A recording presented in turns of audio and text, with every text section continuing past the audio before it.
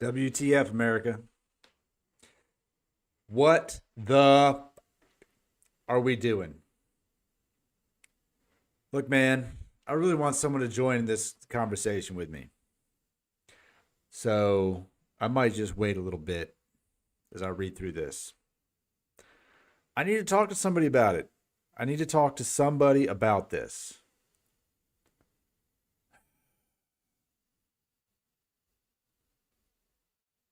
What's the widget? I don't even know what the widget means.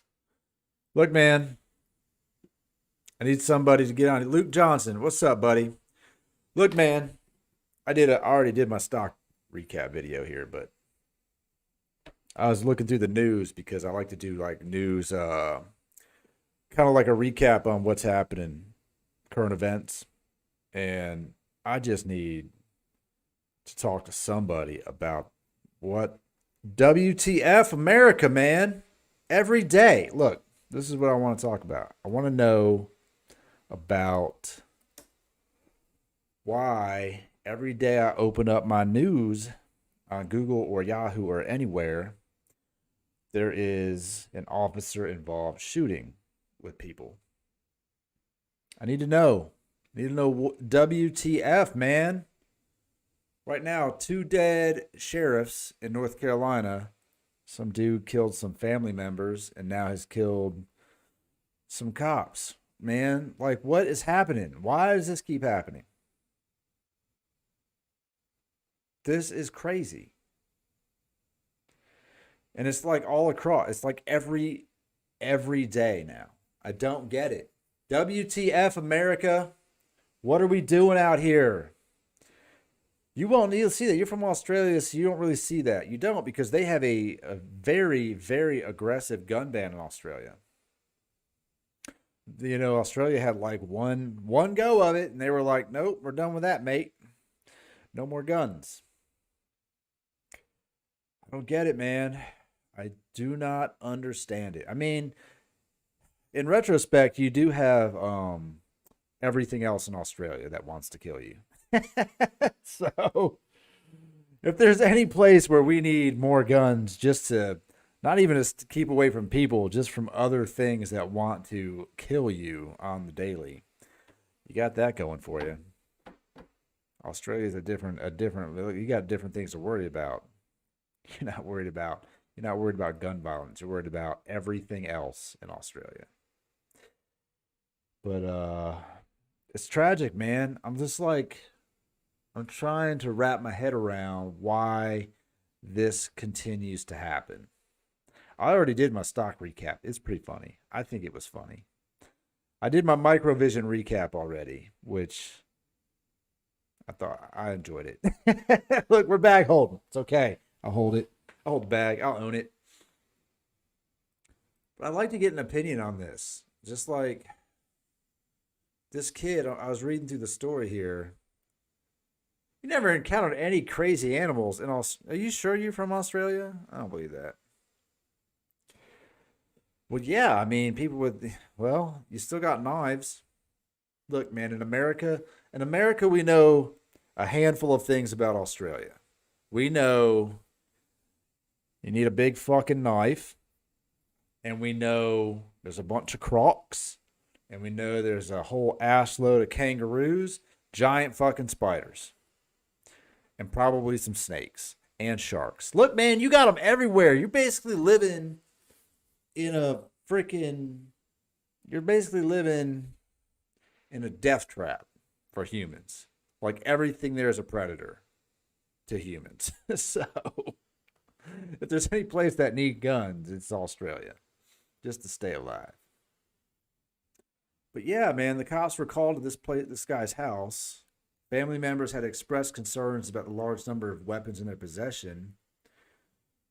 And it says there was a familiar concern that he might try to do something, and he had eventually a fairly large cache of weapons, and he was at the house, which we didn't think he would be. I'm convinced that the attitude of the suspect was such that he was planning this, not particularly at the officers, but possibly the public in general. Yeah, some crazy person with a weapon. But like this is I feel like this is what we see happening is just the perfect storm, you know? It says Clarence Wilson, 78, was on his porch Wednesday when deputies pulled up in front of the house across the street. Gunfire erupted after the deputies arrived. They told me to get back in the house. I don't know if it was a deputy or who it was. I just worried about keeping myself safe.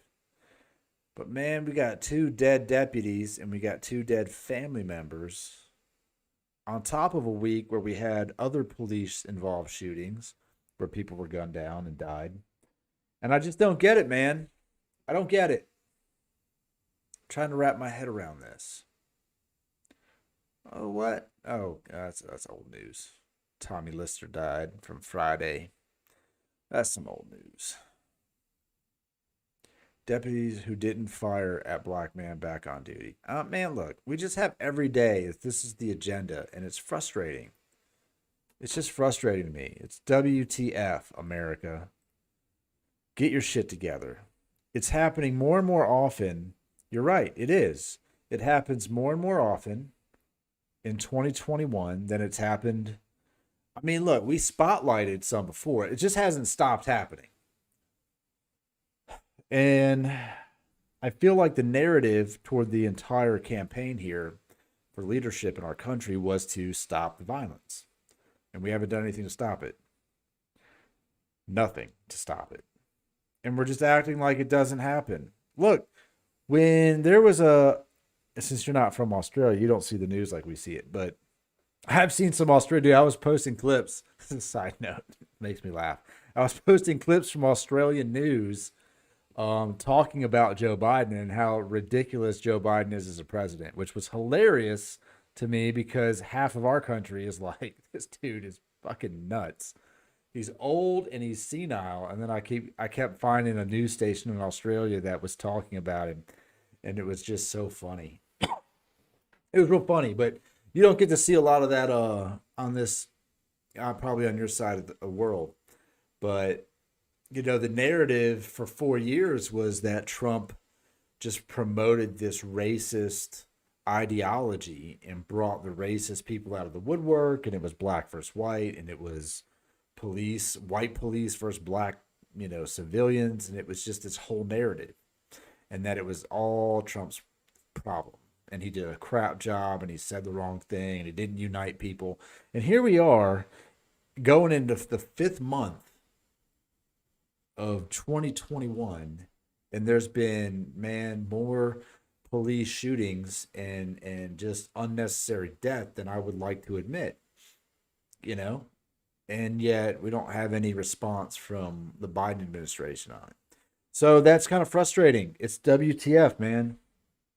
It's a mental health problem. It's always been a mental health problem. Yeah, Sky News. I bet it's pretty skewed. I bet it's real skewed, but it's hilarious. Either way, honestly, he's not he's not entirely wrong. I've seen the clips. It's funny. I don't know. I'd have to look. It's probably is that guy. We have all of it, Everyone's entitled to their opinion. That's politics. It's just funny to see it from the other side of the world, like lighten them up. Because in America, we don't really get to see, like, we don't have news that go after other leaders in other countries. Like, we would never do. I couldn't even tell you who the prime minister is there. Like, I couldn't tell you a single person who leads anything in Australia because nobody talks about it. We talk about like Russia, and we talk about China, and well, we haven't even talked about North Korea in a while. So whatever's happening over there, so we don't really talk about it too much. A little too old. He's not getting a little too old. He is a little too old. He's way too old. I talked with Jacob about this because he's younger and he's in the military, and he's like, look, I'll serve under anybody, it doesn't matter. But from the battle that we just had here between two old dudes, like, why can't we get a president that's younger? Why do they have to be so old? Why is everyone that runs for president so freaking old, man? Oh, it's crazy. He's too old. I don't know a 78-year-old that I want to put in charge of anything. Look, most 78-year-olds here, man, they're like greeters at Walmart. They're like at Publix. They have jobs that are just simple. They don't, lead the free world, apparently. But yet we just decided this seems like a good idea. Your prime minister isn't a good look. Okay. That's what's up. Maybe they should get together. Maybe we should get these guys together, have a powwow. You know? Maybe that's what should happen. I mean, look, I'm not for Kamala Harris in any regard, in any way, but at least she's not old as dirt. She's got some new she's got some new young bad ideas. So we got that going for us. I didn't watch it. I saw the a clip from last night where Biden had his speech, his little address to Congress and stuff, and it was I looked at Nancy Pelosi and Kamala Harris behind him with their masks on, and I just coming off watching Mortal Kombat on Friday, and I was like, dude, this looks like Katana back there. Katana and Jade in the background with their masks on, knowing good and well when Pelosi takes off that mask, her face probably would look like Katana, just full of teeth, mean as hell, just a demon from another land, man. That's what Pelosi is out here. Look like Katana and Jade sitting behind Shang Tsung up there. Just an old, decrepit Shang Tsung leading the speech. And then showing all the people that were there watching it like half asleep. Man, look, you boring as hell, man. I don't think I ever saw anyone fall asleep during a Trump speech. I'm not saying that Trump was the best thing to happen to America. I'm not saying that. I'm just saying you fucking paid attention. You were like, what's about to come out of your mouth? You know what I'm saying? Like, there wasn't anybody in the back that was like, you know what? I think I'm just going to take a nap. We'll just see what happens. Nope. They were like, what is he about to say? With Biden, they're like, yep, read this book, and they fall asleep. But back to on track to what I wanted to talk about with WTF America. 16-year-old shot killed after answering door in Seattle family home. What's that about? Who is he? An unidentified gunman. Why is that? Why is this all over the news every day, man? Every freaking day. It's crazy. It's just crazy. What's the COVID like over there, Luke? What's the COVID situation? Oh my God. Dude, it's I gotta blow this up because I'm just gonna take a snippet. I think it's the article. I just posted a video. It's probably about to go out, I think, in 1 minute. I think I set it for a premiere because my buddy sent me this article and I was like, that can't be real. But it's real.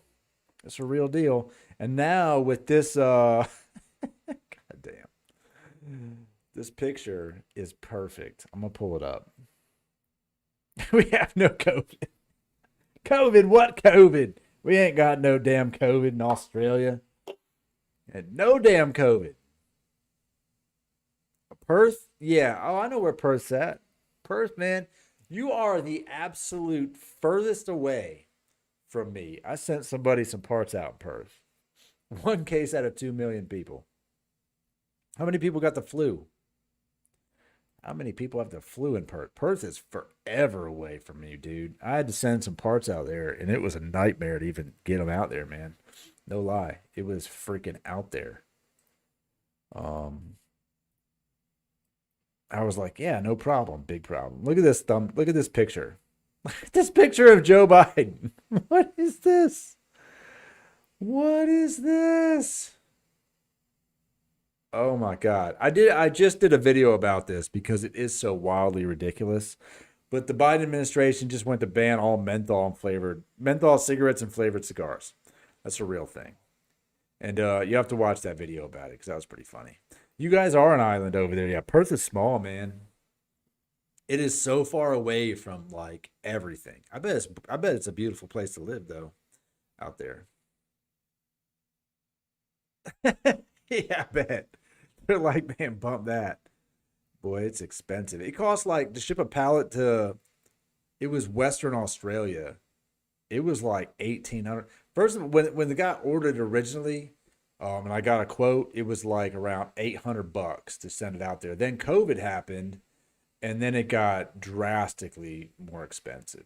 Like it was up to like $1,500, $1,600 to send stuff out there. Oh man, yeah, but see look, man,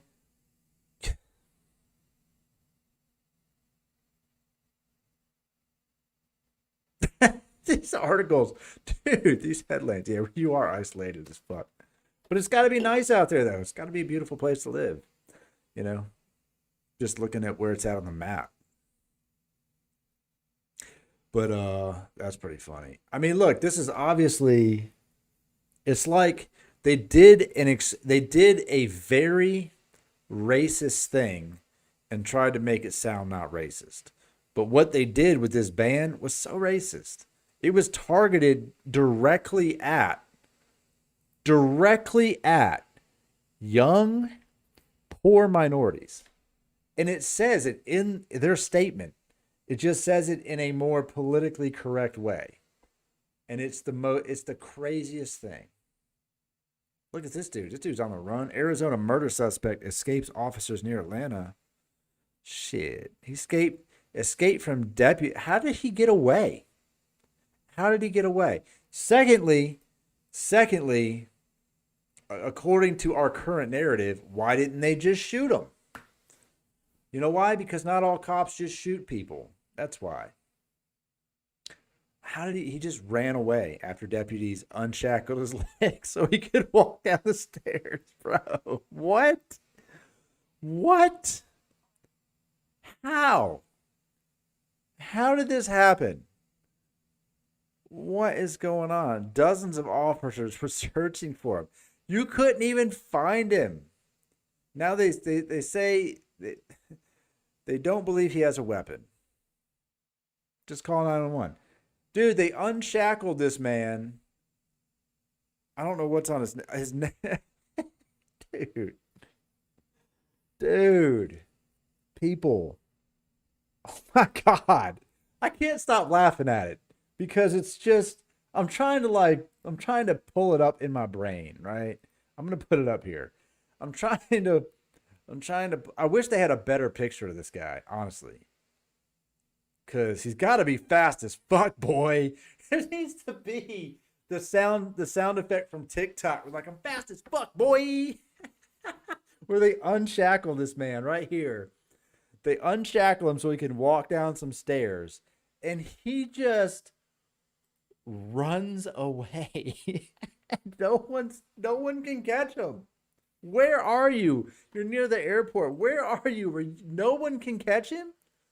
Nobody. He just ran away. Dude's got stamina. Dude's got endurance. Dude's fast as fuck. Change your name. Do something with the neck tattoo.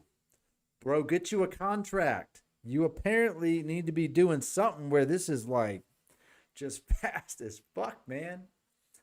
Wow, that's crazy. The balls on that dude. There was another video I saw. I think I saw it on TikTok. It was a surveillance video of this guy in court. He went to court and they were they were taking people back to transport, right? They're gonna transport him back to jail.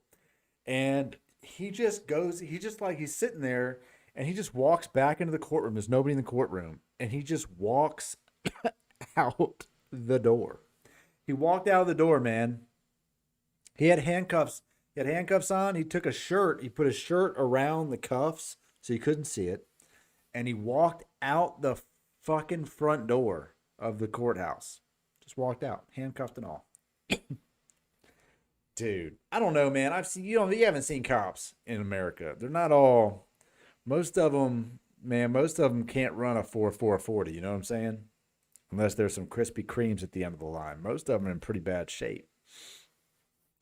But wow, just ran away, bro. He just ran away.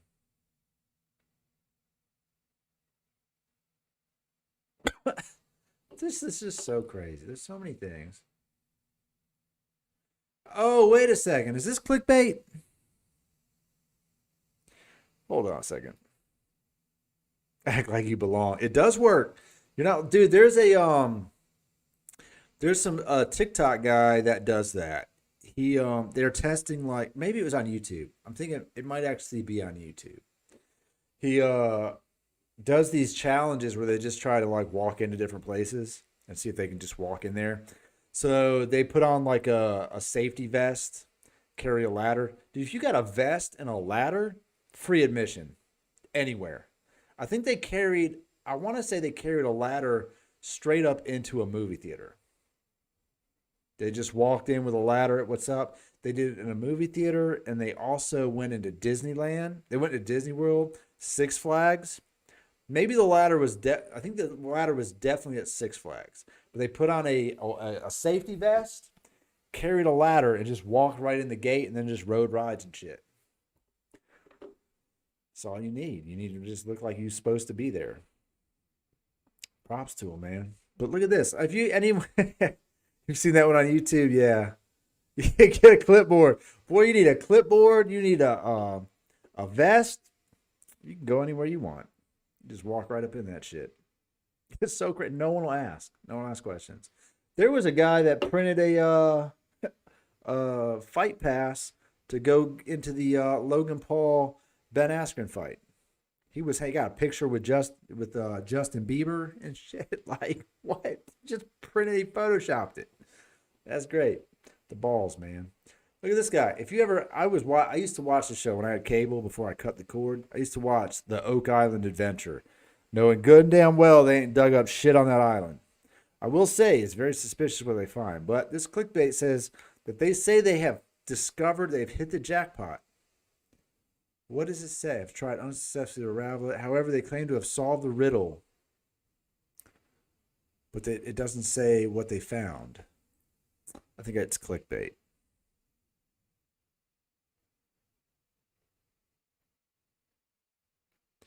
I will say it was captivating. That dude spent a freaking crap load of money to go dig some big assholes. Why is there stuff 180 feet below the surface? So crazy, man. So nuts. I would watch that show and be like, think about this.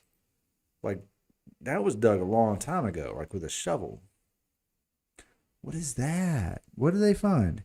While draining a large hole, the duo found a new startling artifact. Which one was well-preserved ceremonial Roman sword that the Romans managed to make it to North America thousands of years before Christopher Columbus, or somebody else just dropped a Roman sword there.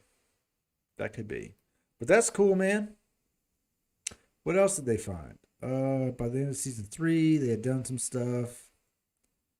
I mean, look, they found some stuff. You've never heard of it? Bro, look it up.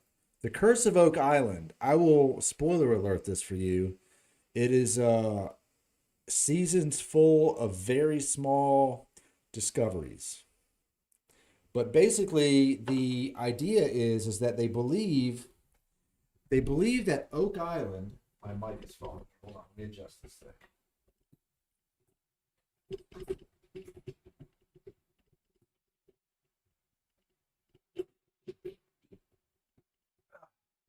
All right, that's a little better. So, yeah, buddy, I'm still streaming. I do a different podcast at night. I already talked about the stocks. You can check that one out, Anthony. I talked about microvision. I did a video. It's on my live. It's a little replay. It's like 16 minutes. It's nothing crazy. But I do a different stream at night. But Oak Island. So the premise is that like 400 or 500 years ago in the 1600s, that it's a lot of episodes. You can skip through a bunch of them. I'll be honest with you.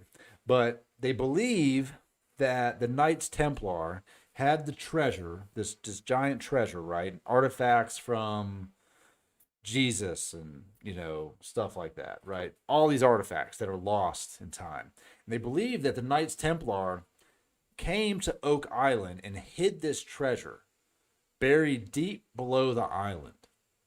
And they don't know what's there, but there's rumors that there is a vault down there, and then there's a money pit where they found the stuff. And People have been searching for it for like 200 years. They've been trying to get to the bottom of this thing, right? And it's deep. There's caverns. They know there's caverns down there. They use ground penetrating sonar and all this other stuff to get down there. There's these booby traps everywhere. Like 9 people have died trying to get to this treasure.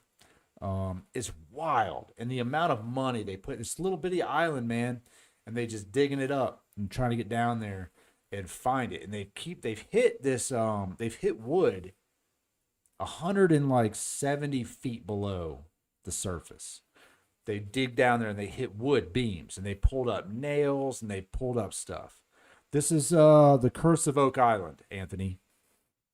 The Curse of Oak Island. So there, and I was watching it, man. I was in it. I was in deep. Every week, it's clickbait. You know, they always come up with something that they might find. But they have found stuff down there. They've like pulled stuff up out of these core samples. They drill way down deep. And they pull up these cores and they drain the swamp. And there's all of these, there's all of these connections. There's all these connected the dots. That's so crazy, right? So they dug a big tunnel. They sent a diver down. They basically dug this giant tunnel and cased it, right, with casings all the way down. And there's water down there because it flooded. And so it's underwater, but there's a bunch of shit down there that shouldn't be down there. They found a cavern down there, and dude, I mean, honestly, it gets you on your toes. You're like, what'd they find? But he's spending millions and millions of dollars. These 2 brothers, Rick and Marty Laguna, are spending millions and millions of dollars to dig this thing up. And they own like a certain amount of the island. And then there's another old timer there who owns a good chunk of it. And they're all kind of working together to dig up and find out what's down there, but they can only do so much. I told them, get Parker Schnabel out there. That dude will dig a fucking hole, right? Get Gold Rush out there, boy. If you want to see a hole, call up Parker Schnabel.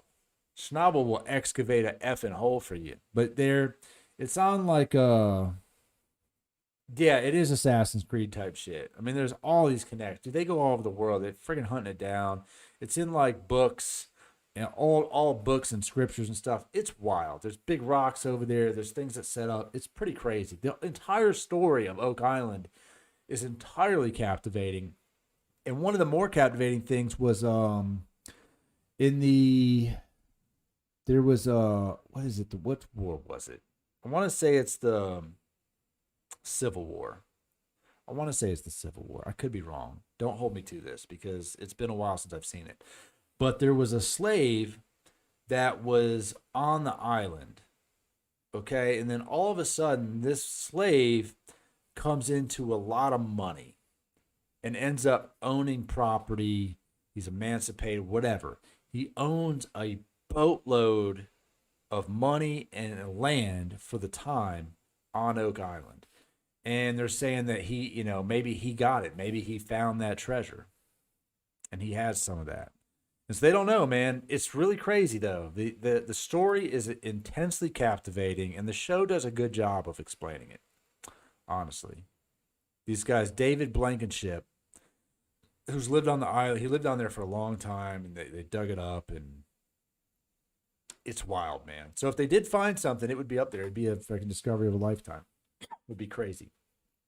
It'd be absolutely nuts, man, if they found something down there. There's got to be something. It's too deep. It's too far down underground for there to be nothing there. And all of these booby traps. I mean, they found like old shipwrecks and stuff at a time when people just weren't over. It's Nova Scotia, so it's basically like Canada, upper northeast of the U.S. Canada area. But it's wild, man. Like, why this spot? How'd they get there? Who dug that shit? Who built it? It's pretty crazy. Yeah, it is very interesting. It's a look, the Curse of Oak Island is a very, very, very, very deep rabbit hole. You start going down and you're like, dude, it's got to be down there. And they're digging around for it, man. Bro, it's crazy. It's a conspiracy theory that's less conspiracy, less theory, and they're just digging it up. And these guys, I bet they spent $10 million looking for it down there. They can only do so much because the time frame in Nova Scotia is it gets cold and it snows over a lot.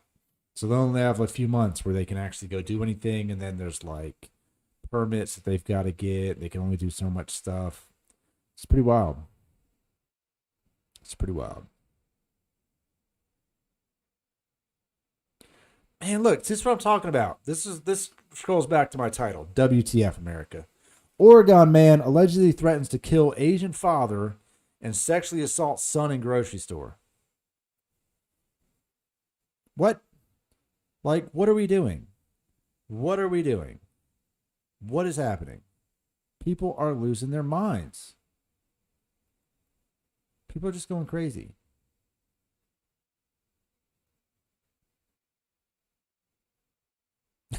Trump's apparently gonna found a $15 billion conservative media powerhouse called Trump Media Group. That's gonna go over well. Look, man, if you're into politics at all, I'm not for Donald Trump 2024. I'm against it. I'm against Trump 2024. He's too old. He's too old. He'll be 78. It's too old. But I am for Don Jr. 2024. I like Don Jr. Don Jr. is like Trump, but with less crazy. He's younger. Let's get it. We do have a lot of people, but we're also a giant ass country. America's a big place. It takes a long time to drive. It takes a long time to drive over there. So there's a lot of people, but they're spread out. Let's see what else we got here. People got stampeded by some bulls over in Israel. Man, you playing with the bulls. Look, that's what happens. The bulls got them.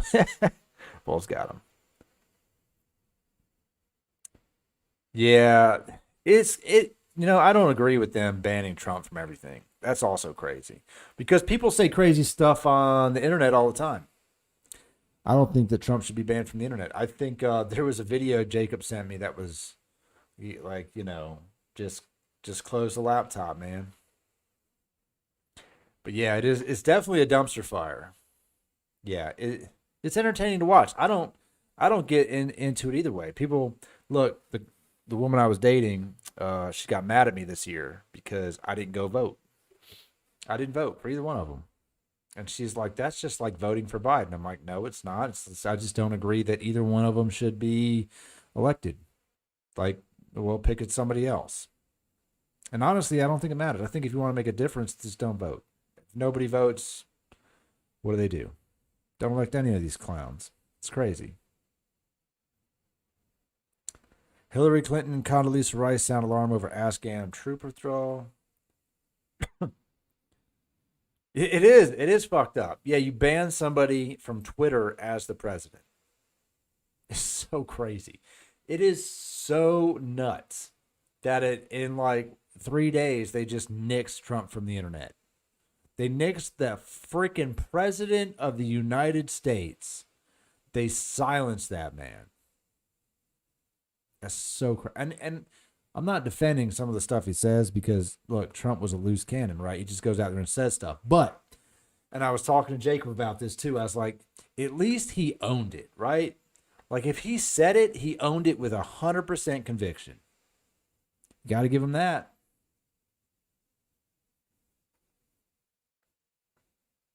You get a fine for not voting?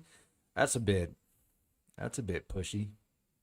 There's a movie you should check out. My brother put me onto it, and I watched it last week. I watched it, and it's called The Circle, and it was 2017. Tom Hanks, Emma Watson. It's on Netflix, and it's pretty crazy, man. It's pretty wild. It's wild to watch now because it was released in 2017, which means they probably filmed it in 2015. So pre-Trump era. We'll say social media influencing an election era. Now, granted, there's obviously was social media prior to Trump, but Trump really used it to his advantage, right? So the movie, the premise is basically a pseudo Google. The circle is basically the Google in the movie, and how this company wants to take over and basically monitor everybody in the world. And they want, they start pushing the agenda of like, well, what if everyone just votes through their Circle account? What if everyone has to vote? What if they have to vote and they have to do it through their Circle account? And just the inherent like mass surveillance and data gathering that this company is trying to do. And the company is mirroring Google in the movie. And it's freaking crazy. It's freaking nuts. Dude, America loves getting out. Here's the thing, since we both play with in the stocks, right? When the SEC finds a company like $50 million, where does that money go? Where does that money go? I want to know. Where does it go? When they find a company like that, where does all that money go, bro? Like, they'd be like, oh, Twitter get fined $200 million. You're like, but, well, where'd that go? Who gets $200 million? Who do they hurt? Who are they paying? Well, what? Where does it go? Yeah, they do love surveillance, man. I like to watch you. They want to know what's going on all the time. Oh, snap. What's this guy arrested for? What? Hold up. What is he arrested for?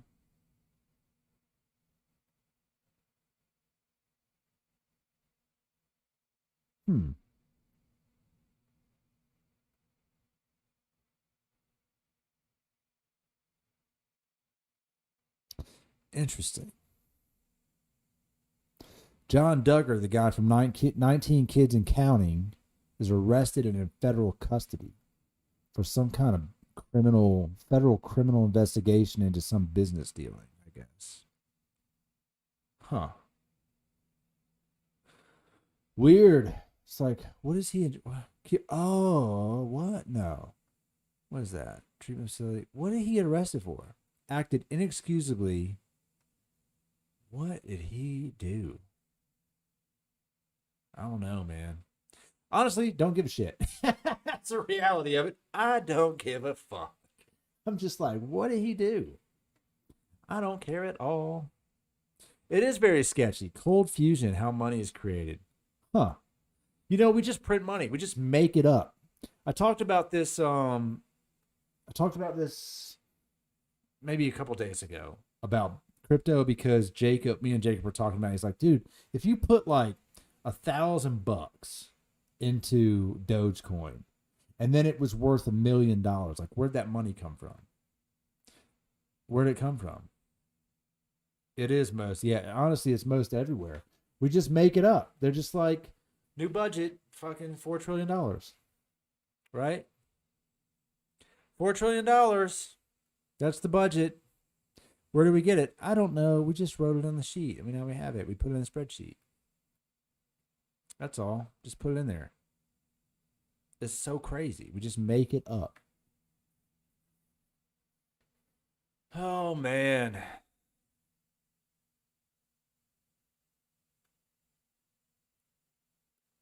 Yeah.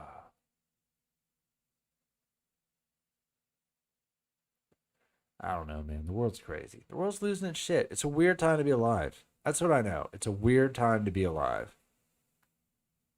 Oh my God, Kelly Clarkson got big, boy.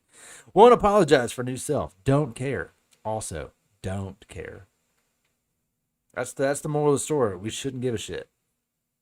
We did print it all. Loans. Yeah. There's a home loans is crazy. If you follow Grant Cardone is on this kick lately where he says cash is trash. If you've got cash, cash is trash.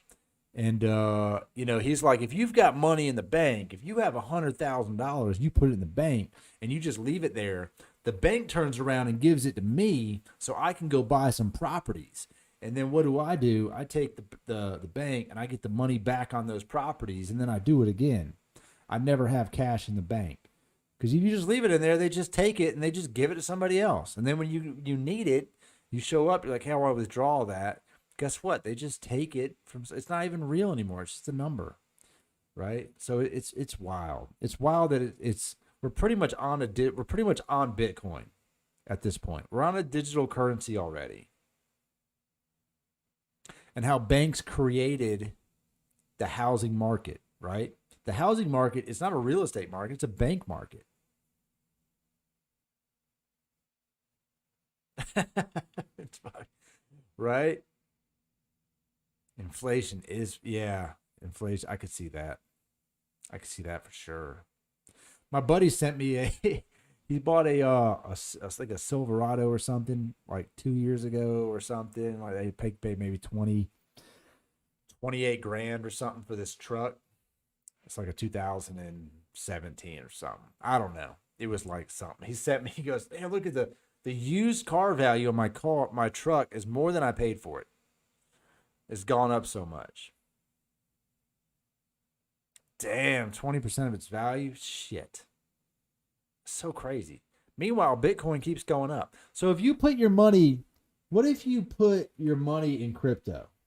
How does that affect it over there? Because Bitcoin is universally the same cost across the board, right?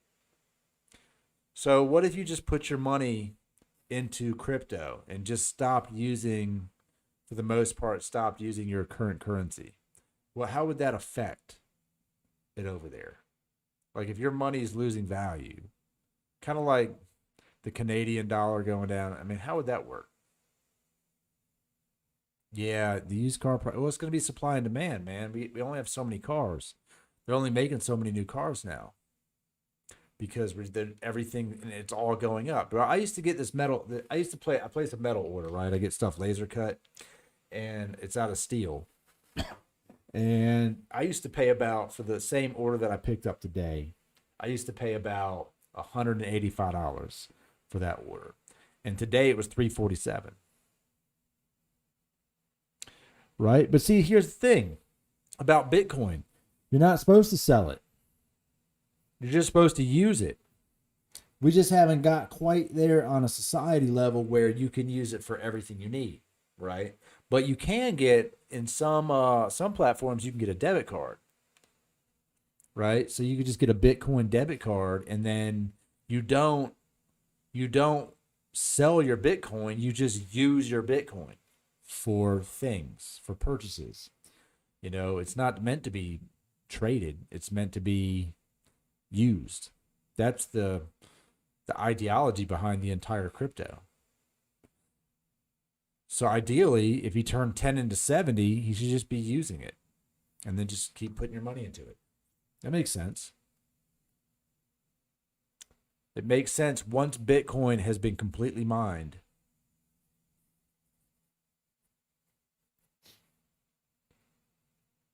I would like to finish this this headline right here. It says, here we go. We're going to finish this headline. This is an ad, so it's just clickbait. She won $188 million in lottery and lost it all because microvision. GameStop calls.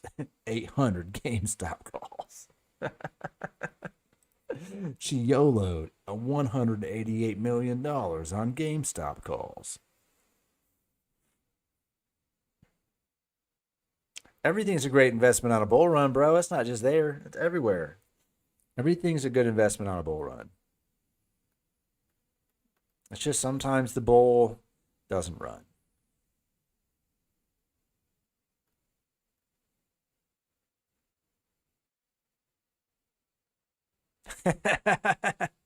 That's not too bad. Look, man, it's the only way we learn. We got to burn to learn. I'm learning right now on microvision, but I got to pay rent in 5 days. Microvision needs to get its shit together. Down 21%. I wonder what the Weeble comments are saying right now about microvision. Dogecoin looks all right, though. I think Dogecoin will be okay. I think Dogecoin will be okay. Anyone who thinks Dogecoin is going to go to $0 is fucking crazy. It's not. is this?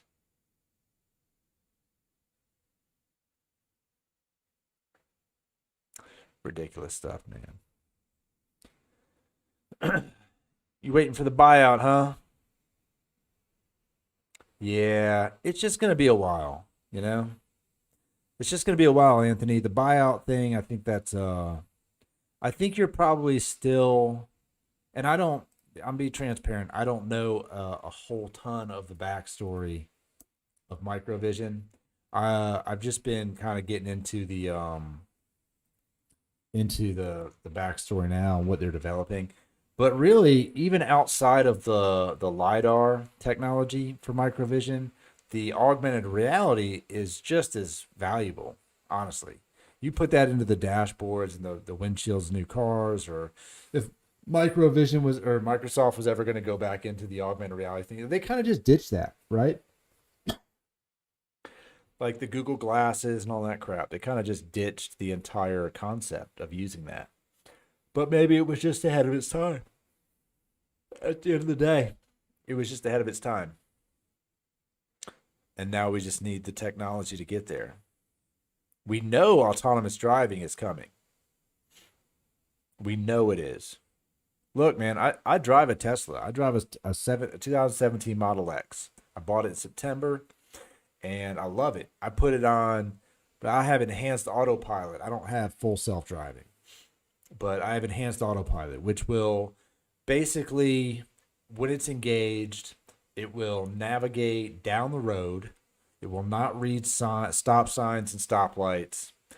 It won't do that. It won't completely drive me from A to B, but it will actively change lanes. It will follow cars. It'll make turns, all that fun stuff. If there's someone in front of me, like if I was following you somewhere, it would follow you pretty much all the way there. I'll just have to make stops and turn. Well, it'll stop behind you if you stop on enhanced autopilot. But as far as it maintaining lane, the only thing that's kind of funky about it, like if you're going down let's say it's like a 4-lane road, there's two and two on one side, and there is a split off, like a lane change kind of thing. That happens. Sometimes it wants to dip over in that lane. It's kind of annoying, but it's the future, man. It won't let me rear end somebody. I promise you that. If you were going balls out and trying to rear end somebody, it's gonna not let that happen. It's gonna sense it and lock the brakes up.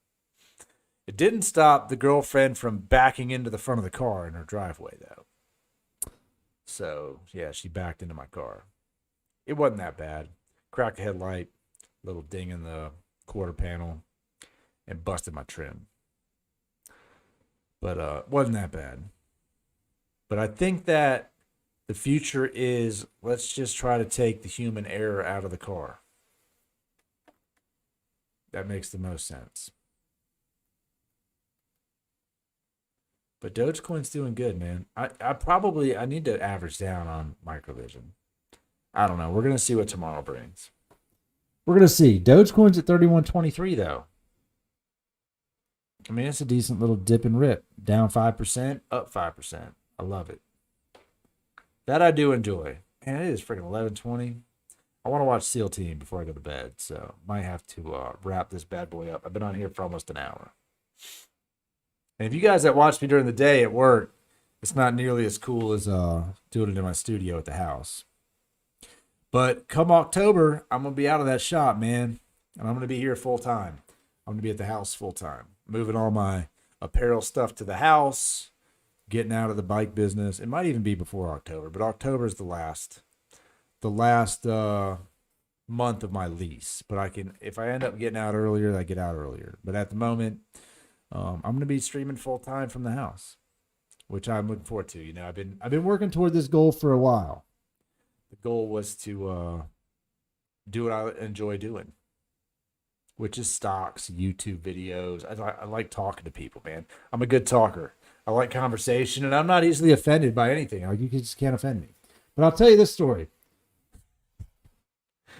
because I was going to make a video about it too.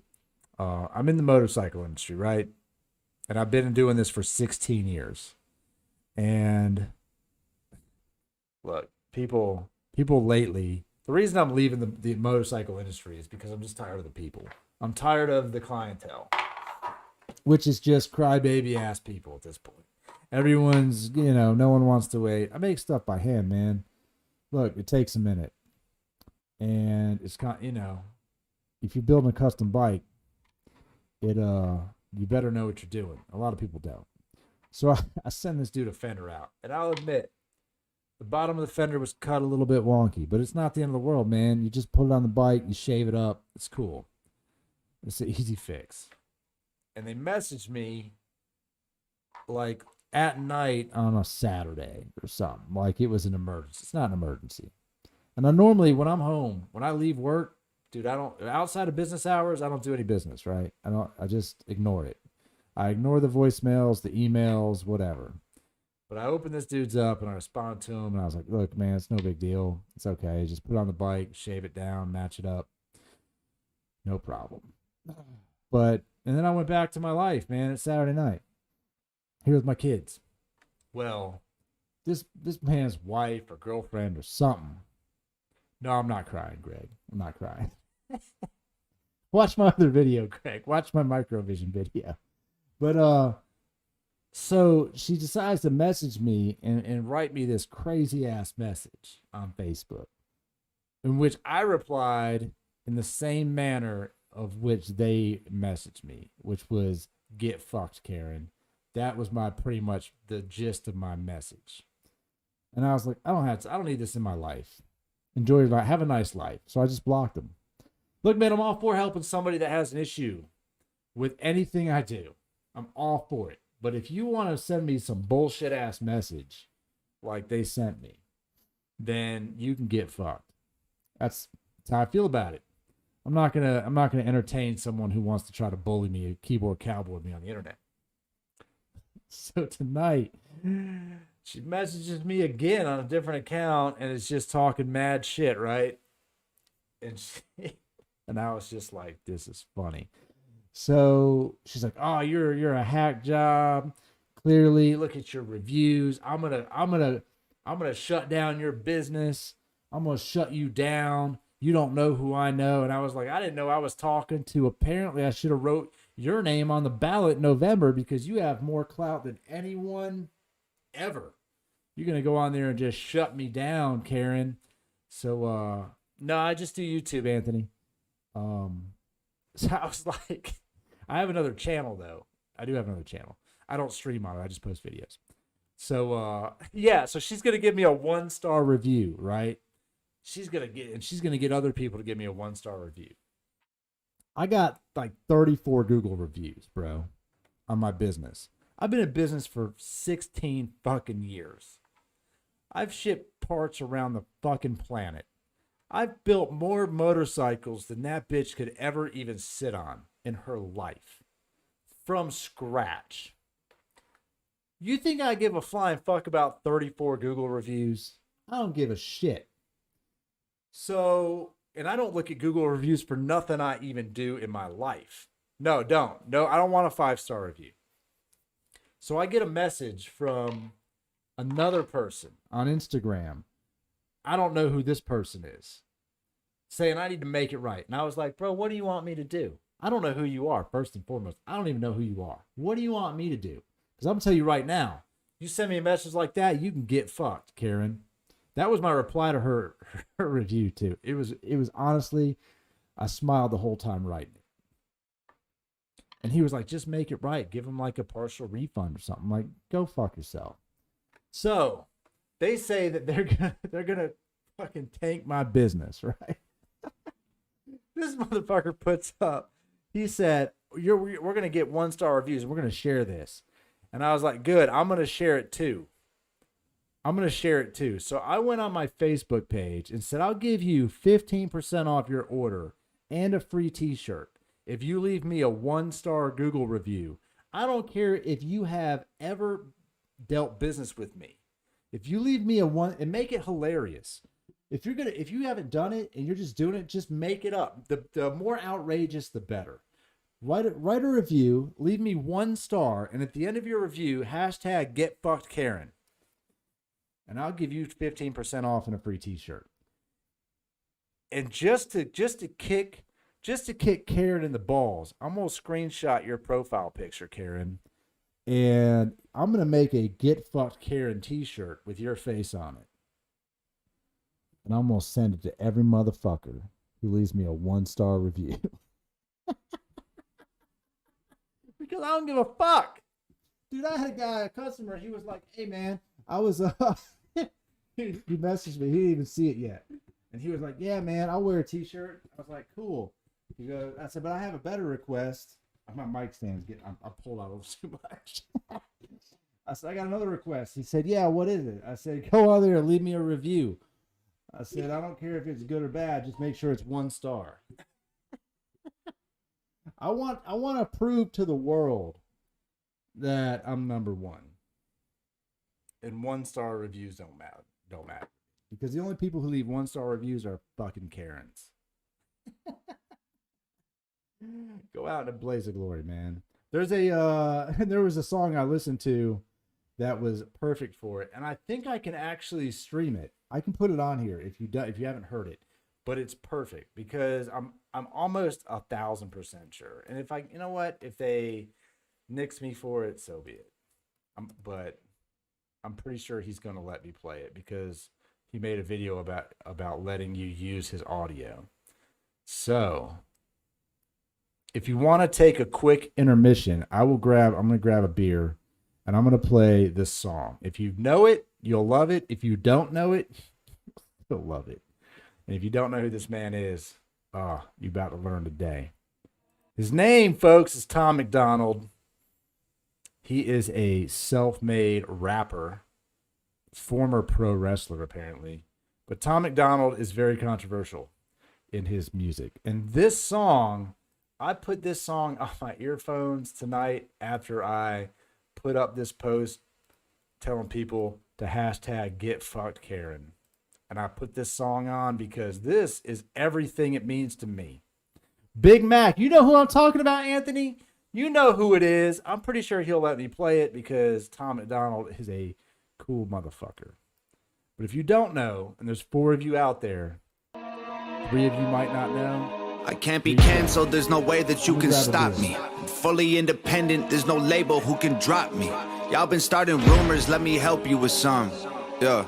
He's a racist, he's a sexist, he's in love with Donald Trump. Y'all can't cancel me, my life is scandal free. There ain't no sponsors taking losses cause the brand is me. My hands are clean, my family and my fans agree.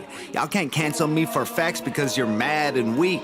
Go ahead and tell the world I'm ugly and racist. I braid my hair and I don't care about cultural appropriation. I moved to the ghetto, lived in the ghetto, there's no Caucasians. And still I loved every single one of my neighbors. How's a man say I'm clickbait if he gonna use this face to get clicks on his page? Y'all hypocrites are made.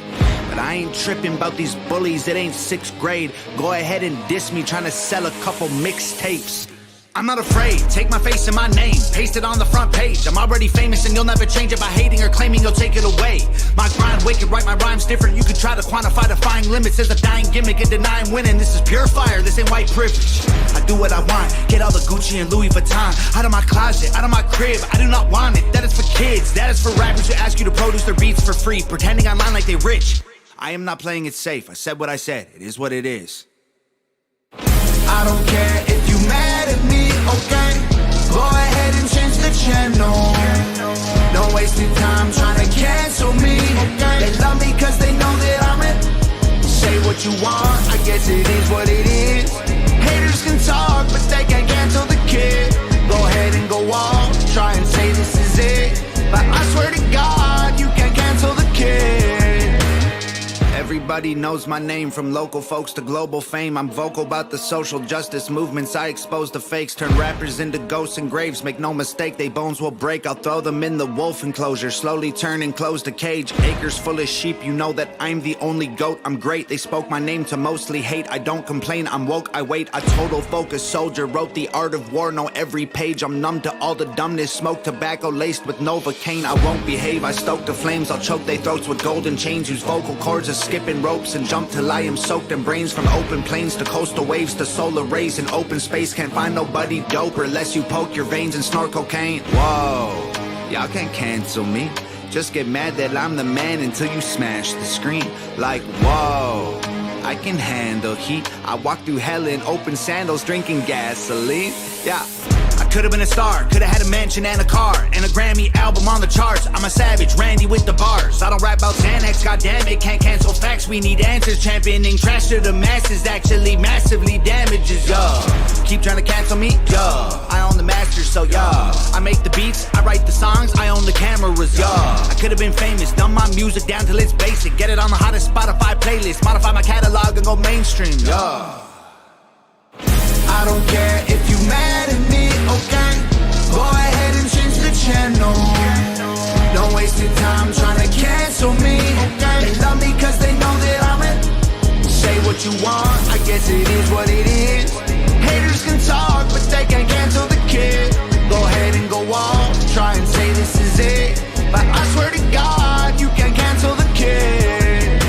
I feel like all these rappers lately on a mission. They starting drama, they don't really want no problems, so they talk in whispers. Don't even start, no competition, y'all are finished. They say they feeling froggy, but I bet none of these frogs gon' ribbit. They think I'm soft, but I promise y'all that I'm solid like a rock inside a Teflon box and dipped in carbon fiber liquid. I'm not religious, but I walk with Christians. If Jesus died for all my sins, he'd need 1,000,000 crosses tall as buildings. Y'all can't cancel me. I'm a god and you're the devil, stop attacking me. Like, whoa, nails in my hands and feet. Y'all some snakes, I don't need fruit from that apple tree. I ain't doing features or buying beats. I'm a wolf, I don't lie with sheep. I am what I am, and I can't hide my teeth. Way too many rumors, I'm like, who said it? Never met him, if he dissed me, probably about to drop a new record. I do what I want, don't matter if I get approval or not. Y'all ain't gonna cyberbully me or try to push on me until I'm becoming some dude who I'm not. Head full of ludicrous thoughts, producing the songs. My music is truth and you brutally shocked. I'm shooting my shot, I'm Biggie, I'm shady, I'm new school Pac. Go ahead and call me a piece of garbage, make a starving artist your primary target. I'm the largest monster in the farthest darkness, and my claws are sharp and I'm an army sergeant. If people wanna hate, then I'm grateful. It's only gonna make what I say less painful. Look at my face, embrace, I'm unstable. I ain't gonna break or shake or feel shameful. I don't care if you mad at me, okay? Go ahead and change the channel. Don't waste your time trying to cancel me, okay? They love me cause they know that I'm it. Say what you want, I guess it is what it is. Haters can talk, but they can't cancel the kid. Go ahead and go off, try and say this is it. But I swear to God, you can't cancel the kid.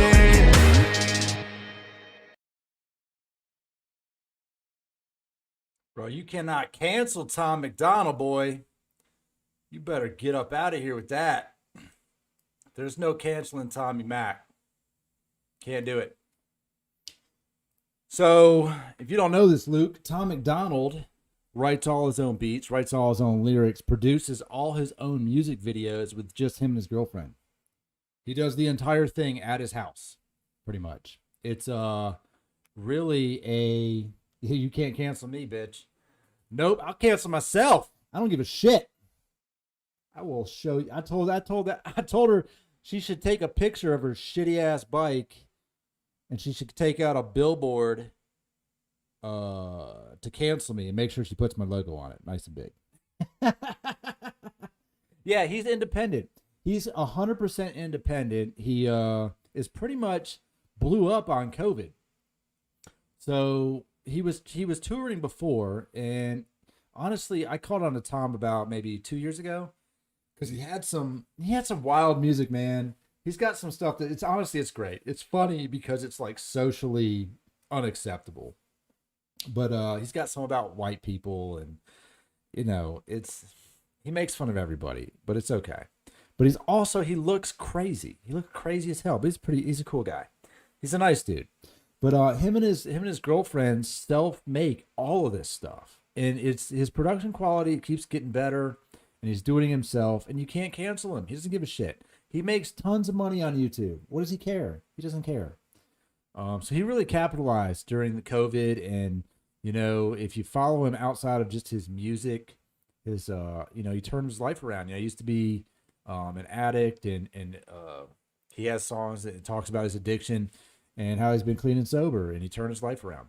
So Tommy Mac out there, Tom McDonald, he is an inspiration, even though he is also crazy as hell.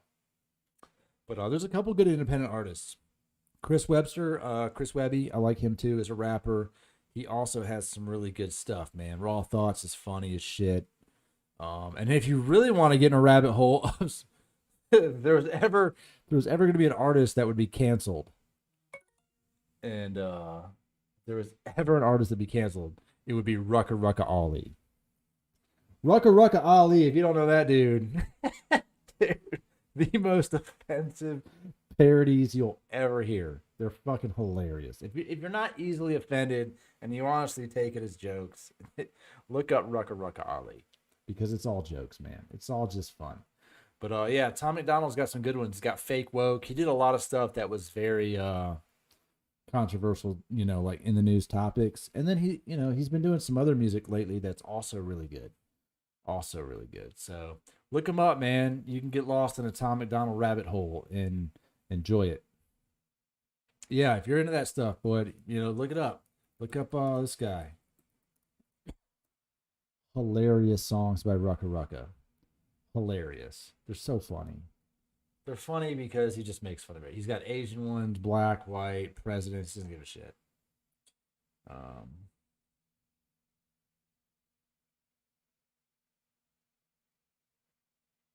Yeah, it is. It's very entertaining. I learned about Rucka Rucka. He's got one. This was probably it's probably 8 years ago. I'll bet you I had music on in my shop and I was working on a bike, and there's at that time I had like 3 guys working for me, and we had the radio on, streaming probably Pandora at the time, and this parody comes on. Yeah, you remember watching What Happened to Rucka Rucka, Anthony? What happened to Rucka Rucka? Bro, if anyone was gonna get freaking canceled for gunned down in the street, it's Rucka Rucka Ali. But yeah, he was I remember sitting there and the freaking Go Cops parody comes on. I'm not thinking of it first. And then I start listening to it in the background. I'm like, what is on the radio? And I was like, dude, this is freaking hilarious. And we went down a rabbit hole with Rucka Rucka, and it just continued on. And same thing with Chris Webby. I learned about Chris Webby through his Raw Thoughts song. It just came on, man. It came on like a random playlist. And I was like, dude, what did he just say? Hilarious. So funny. We just played it back, and I became a fan. Became a fan of a bunch of these guys just through random YouTube and Pandora playlists. Got them. But Rucka Rucka, man, you can get into endless playlists with him, man.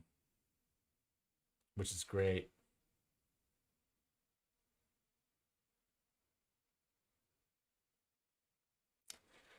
I was just buzzing through a couple of these, the Microvision comments. What you need to know, Dumpster Fire 2.0.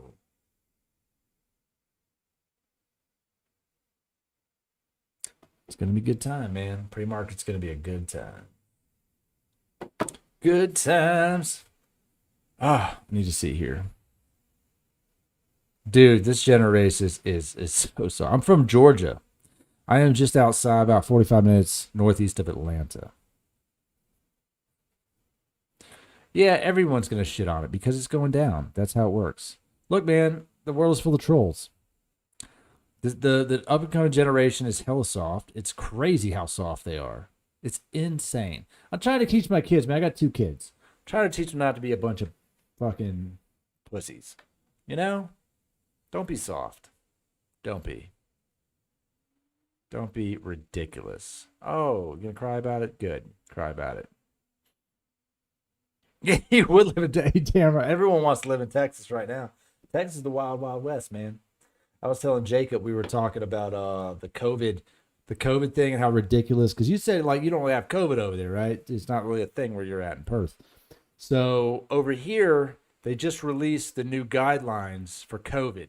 And they're so crazy. It's like you can go outside. You don't have to wear a mask outside anymore. You can go outside and hike and ride bikes and do stuff outside in small groups without masks if you're vaccinated.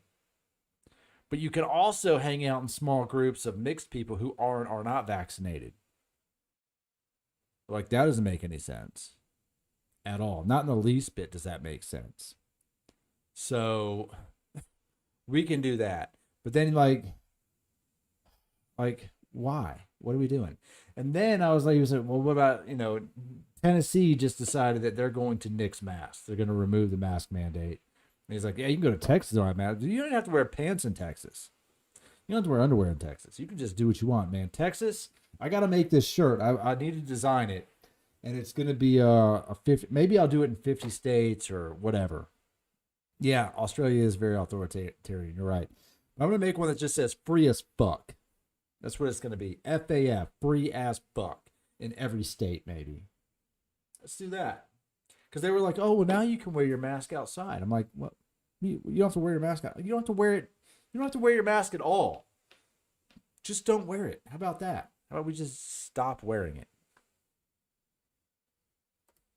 Here's a freaking grand idea. Don't do it. Joe Rogan got shit on hard. Even the president mentioned Joe Rogan. Oh, and he didn't care. He was like, look, I'm a monkey. I don't give a shit. I don't care. I said it. I say stuff. Look it up. Yeah. Oh, there is one. Let me pull it up on TikTok. Mask and pools. Oh my God. I know I hit the like button on it. Yeah, he mentioned Joe Rogan. Because Rogan's here it is. I gotta look. Okay, let me see. Make sure you can hear this. Hold on. Pools. This is great. It's got to work. If it doesn't work, I'm going to be upset. All right, we can see it. Let's make sure we can hear it. Let's make sure we can hear this together. Let me know if you can't hear the audio. We got them to the point where they're in their car alone and putting it on with nobody around them. So yeah, we can do whatever you want. Make them do it underwater. Underwater. It'll be like waterboarding. Okay, I'll figure it out. Give me a minute. And what the department has realized is that when these parents are going underwater, some are demasking and contaminating the water for guess who? Their children. Wow. Oh my God. He's so right. Thank you. For the kids. For the kids. The kids. Oh my God. Some of them are DMX. He's like, we got them in the car by themselves. We can do whatever we want. For the kids. Some of you are going underwater and they're demasking.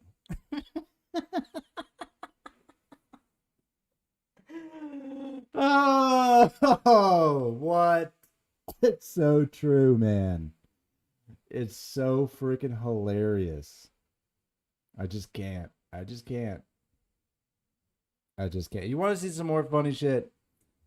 Look, I find this stuff funny. These TikToks are great.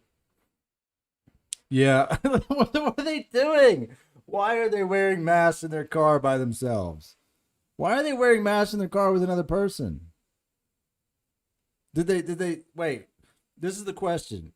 Did they meet up outside the car without masks and then put them on to get in the car?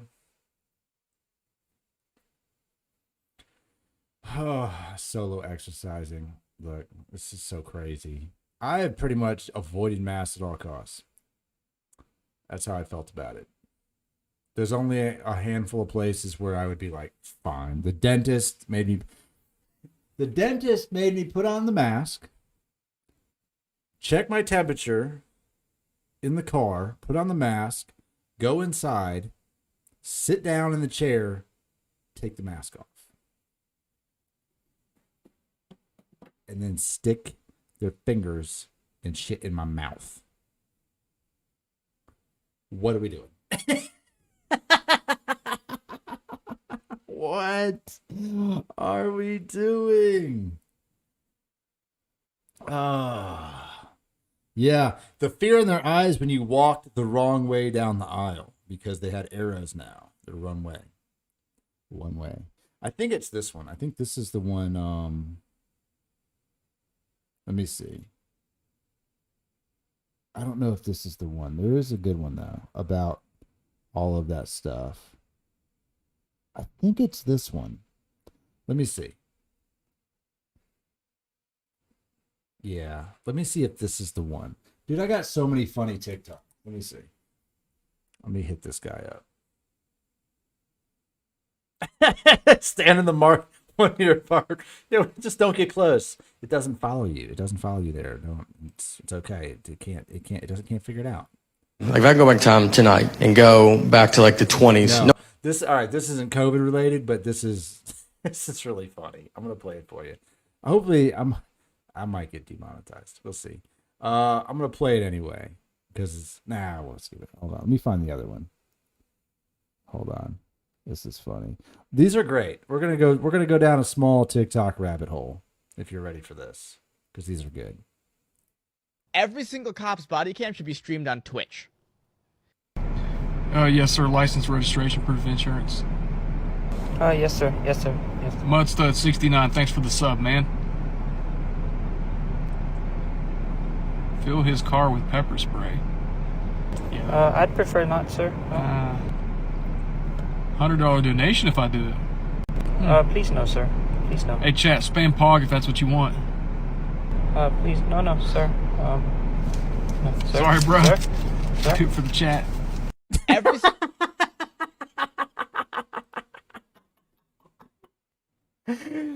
It's like $100. Fill the car with pepper spray. Chat.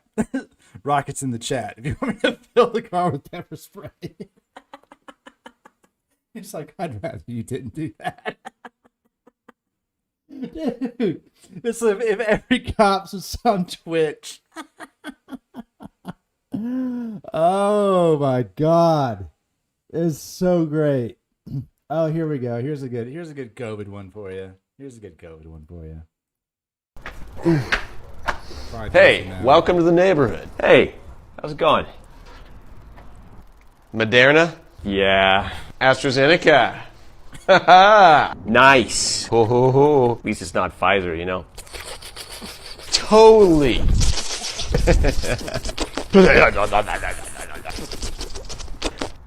Yeah.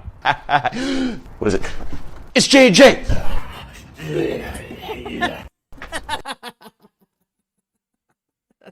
5 years from now. Oh my God. That's fucking great. All right, this is it. Cases are down. All right, here's the COVID logic. This is a good one. This is a good COVID logic one. These guys, man, the internet is undefeated. I swear to God. Welcome, class, to 2021 COVID rules. Thanks for coming. Oh, sir, over the nose, please. Thank you. Oh, you're drinking a coffee? You can take it off.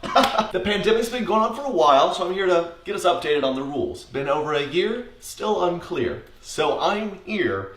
Have no fear. Stop rhyming. Okay, yeah, let's get into it. First things first, let's talk restaurants. We love them. We want to go to them. There's a few rules. COVID's tricky, folks. We found out that as long as you're sitting down and eating, it cannot get you. Yeah, just remember for the test, once you sit, COVID has to quit. Got it? We know it's more dangerous inside, so we love eating outside. But what if it's too cold? Build walls and a roof and climate control outside. COVID's tricked and thinks it's a patio, they leave you alone. Say you have 9 people going to grab a dinner. You gotta split up 5 and 4, you're good to go. As long as 9 of you walk all in together, but then separate the restaurant, and then you all 9 leave together, we're good, and that's how we beat this. That's how we beat it. Welcome, class, to 2021. Dude, that's COVID. That's the COVID rules. When they started building outdoor seating and then putting walls around it and a roof and an air conditioner outside of they built a restaurant outside the restaurant. What are we doing? What are we doing? What is happening? It's outdoor dining. What is happening? There's a guy who was like at Disney World and he's like, yeah, I figured it out, man. I figured it out. How to not wear a mask at Disney World. Basically just walk around the whole day eating. Just have a bag of snacks and no one will ask you to put your mask on. He's like, but it seems like you might get fat. But you have to do a lot of walking at Disney World. So it actually is a win-win. You'll just burn off the calories. Dude, it's so scary that people just blindly follow whatever they hear. And they don't question it. They do not question it at all, which is freaking nuts. Oh, there's so many good, there's so many funny, look, I know, I get it. Someone was on I think Greg Coate was like, nah, I'm over 18, I don't have TikTok. But TikTok, bro, there are so many funny things on TikTok. It's too much. It's just too much, man. I really like Jason Banks comedy. Whenever I'm having a shit day, I just watch one of Jason Banks' videos, and they're so damn funny. His characters are hilarious. Hilarious. He's super creative. But there's also a lot of like technical stuff on there. So there's a bunch of funny stuff on there, man. My friend, she was I don't know, she had like 100-something thousand followers on TikTok. Yeah, dude, there is cringe compilations are good. They're pretty fun. They're fun. But I guess it's just tailored to your own personal, whatever you like watching. Is pretty much what it's tailored to. For sure. Because I used to be like, I'm not getting on there. But she had like so many followers, and she repped a couple t-shirts and sold some t-shirts with the quickness. So I was like, I guess I should get on there. I guess I should get on TikTok. I think her account still has, she's got 2 accounts on there now. One of them still has, 137,000 followers. But I don't know. I don't understand. She made another account, and I don't get the whole TikTok drama. She has some TikTok drama or something. I don't know. But I was like, man, I guess I should be on there. If nothing else, promoting t-shirts. I'll end the TikTok. I'll tell you what.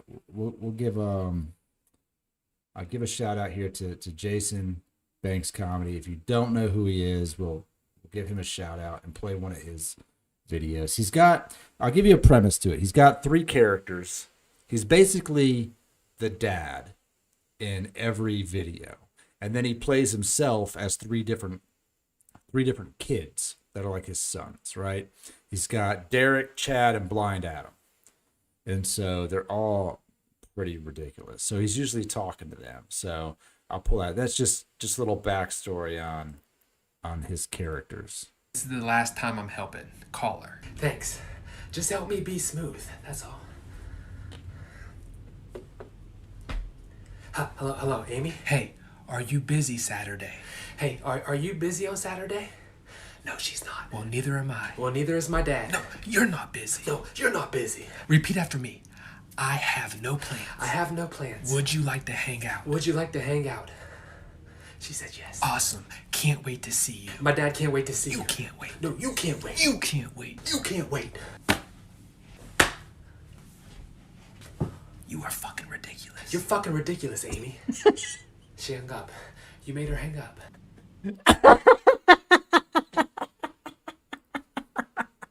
Dude, I can't with this guy. He's so stupid. He's like, you can't what you got. He has this like whole ongoing bit where one of them constantly gets beat up by a girl at school, which is great. And he's got another one where they're apologizing. All right, guys, we gotta. Why won't anyone fight Courtney for Derek? It's just like people really get into his characters, and they're fucking great, man. He did what he said. It is dad humor. It's definitely dad humor. What is that? Courtney wrote me a letter and apologized. Really? She apologized? Yeah, it says, Dear Derek, I apologize for the way I've been acting. I promise to treat you nicer in the future. Love, Courtney. Let me see this. You still can't read, huh? Not big words. These are small words. I'm also bad with small words.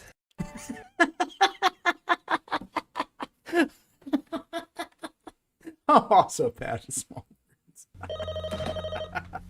Hello? Courtney's trying to fight me again. You need to come home. Nope. I think I'm a fighter. I think I'm gonna give it to her. No, you're not allowed. You need to come home now. No, I got this. Trust me. I've been doing push-ups. Derek, that girl has beat you up 30 times. You need to bring your ass Well, home. she can't win them all, Dad. She cannot win them all. I'm about to get this girl. I'm about to get her. Derek, Pray for me.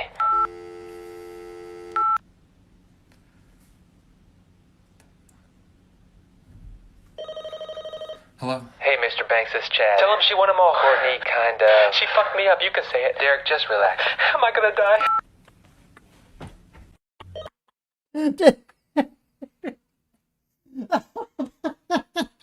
I want them all. I'm gonna fuck him up. Oh my God, he gets me every time. It's definitely dad humor, but it's so damn funny. He's got one that went viral, I think. It was about him basically like going to his friend's house or something. And what do we do? It would definitely is the most viral. I'd have to find it, but it was like really well used. They use the audio a lot. And people are creative, man. This guy writes, I mean, he probably posts like 4 or 5 videos a day. And he's got another character that wasn't on there, Blind Adam, which is great. Blind Adam's funny because he's blind. Yep, dad phone. Who is it? All right. Anyone who's got an ex-wife or girlfriend can relate to this. Right? So part of the backstory is his wife constantly cheats on him. Right? So here you go.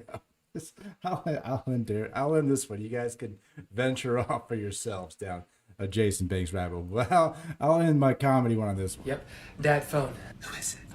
Who's that woman that always dresses like a stripper, wearing skimpy little outfits, cheap perfume, nasty? She dresses like a stripper? Yeah, and she always comes to the house with a different guy every day of the week. It's like they just pass her around. They pass her around and she dresses like a stripper. Yeah, remember you said she could never keep her legs closed and she slept with like half of your family members?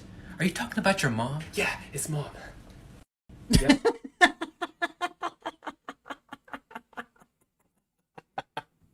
Yeah, it's mom. She's on the phone.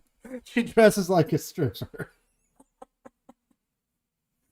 Oh my God, help me. Send help. See, man, you got a day like today.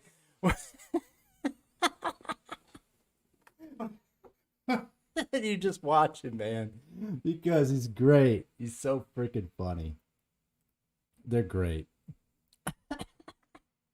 Yeah, she's here with a different dude every day of the week. Talking about your mom? Yeah, it's mom. Mom's on the phone. Oh my God. Brazil passes 400,000 deaths, COVID deaths, amid slow vaccination. I don't know. I don't know about all that. India has a lot of COVID deaths in India. I argued this with Jacob.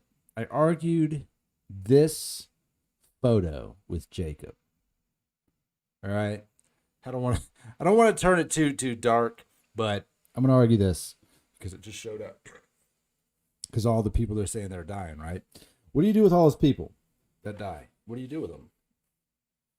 They got to go somewhere, right? So the mass graves, they're doing these, apparently they're doing,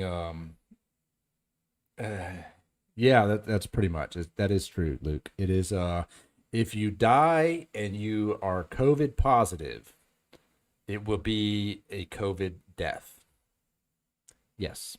They have been, that has been the kind of consensus about the numbers. Like, we've had almost no flu deaths, which is highly unlikely because a lot of people die from the flu, but now the COVID is just the new flu. So that's pretty wild. But I argue, like, what do they do with all these people? Like, okay, 200,000 people die. Dude, that's a lot of bodies. That's a lot of people. What do you do with them? You can't bury them all. So they're doing mass cremation sites. Now, I've never burned a body, but I imagine it's difficult, right? If you're going to cremate somebody, they put them in a furnace that burns at like 2,500 degrees. It burns hot as balls to cremate a body.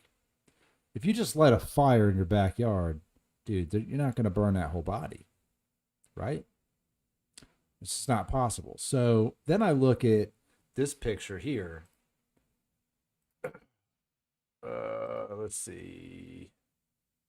So Google News, COVID. Is this one maybe? Let's see. I'm gonna have to see which one it is here. Yeah, everything. Yeah, bones don't. You're not just gonna burn it, man. You're not just gonna burn a body like in your backyard, right? So this is the picture that it's on the news of mass cremation site in India. Which, if you zoom out, right? So they're just building bonfires and putting people in these bonfires. I'm look, I don't want to get dark, but these people are just waiting to be cremated, apparently. Because there's no way you're going to dig that many graves. Not possible. Right? So there's all these bodies. People are geared up, right? But I go back to this picture because how many people is that? 50 people? Like, the picture they showed, and there's like houses. People live like right here. Right? They're just right there. It's right in the middle of town. Dude, the smell has got to be unbelievable. Dude, you ever just like burn some hair on your head or your arm? It smells terrible. I could imagine burning a person or like 50 people. There's no way they're cremating that many people. And then how long it takes to burn a body? Theo Von had on this past weekend, he had a podcast episode with a mortician, and he asked him a lot of questions like that. Yeah, man, the smell would be fucking crazy. But the mortician talked about it. And, cremation, you can't just burn a body. Like, imagine the smell. I just don't see it. I don't know, man. It doesn't add up to me. I'm not saying that people aren't dying, because people are dying. I also don't understand why it would take a year for India to have this COVID spike. Because the population of India is 1.36 billion people, and they are stacked on top of each other. Like there's nowhere to go. There's people every fucking where in India. And this isn't being mean. This isn't being mean toward anyone from India or anyone in India currently or the country itself. It's not being mean. It's dirty. It's a dirty environment. You have too many people living in poverty around each other. There's no way. It would take a year for it to get there. It doesn't make sense. It doesn't make any sense to why it would take so long. Yeah, it is very similar. Like, it doesn't add up. Something doesn't compute. There's way too many people stacked on top of each other that don't have the means to keep the area clean. There's no way you could take 1.36 billion people and keep them 6 feet apart. It's impossible. Impossible. I'm going to say I want somebody who has more time and fucks to give than me. I want somebody to take the population of India, lay it over the map of India on the map, and put 6 feet between everybody. How much space does it take up? It's got to be bigger than India. It has to be. It's a lot of people, man. That's a lot of square footage. So why would it take a year? It doesn't make sense. It doesn't make sense. Think about it. Just do the math. Think about it. Am I off base here? Am I off base? Is that what's happening? Am I crazy to think that? Like, even 3 feet apart. 1.36 billion people. 3 feet apart. Oh, it's crazy, man. Absolutely crazy. I just talked about Yoel Romero today. God damn it. Did I do this? I talked about Yoel Romero today with Greg, and now he's out of the Grand Prix after failing pre-fight medical screening. Son of a bitch. Why did he fail? And what does that mean for Rumble Johnson? Did he get a pass? Damn it!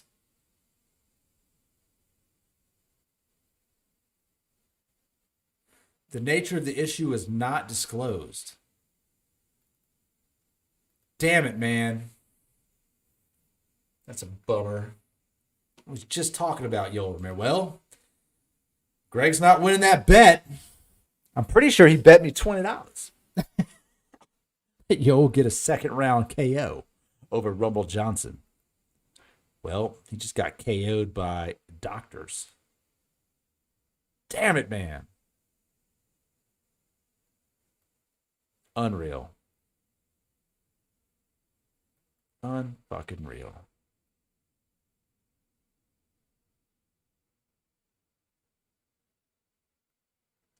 Greg Coate. Greg Coate was in our chat earlier, Luke. He was I thought he popped. No, he didn't pop in here tonight. But he was on the stream when I was streaming earlier at work on my stock stream. Greg Coate was we were talking about some fights coming up. He was the one saying John Jones is the GOAT. And he bet $20. And I think he was going to take 4 or 5 to 1 odds on what fight were we talking? On Nate Diaz. Nate Diaz, Leon Edwards. He was 4 to 1 odds. Yeah, I'm in Georgia. Yeah, we are actually pretty chill with it overall. I mean, it got in the beginning, it got a little bit a little spicy. You know, there was a lot of stuff that wasn't open. And there I guess now there's a good bit of stuff open. Yeah, there you go. Yes, if I was crying. I ain't crying, bitch. You think I hadn't lost money before, motherfucker? Shit. Rockets in the chat. But no, it got a little spicy here for a minute. And people were freaking out. And there was a lot of stuff closed up for sure. And it got boring as fuck. And I went and bought some boats, man. I live by the lake. I live by a big lake up here. And I never went to the lake. But last year, everything was closed up. So I went and bought a boat and went on the lake. And the lake didn't give a shit about COVID, man. You could do whatever you want on the lake. You want to get together on a boat. You want boats and hoes. You want to wakeboard. You want to throw a party. You do it at the lake. They didn't give a shit. Nobody cared. But downtown was pretty shut down. Like, I used to do a lot of stand-up.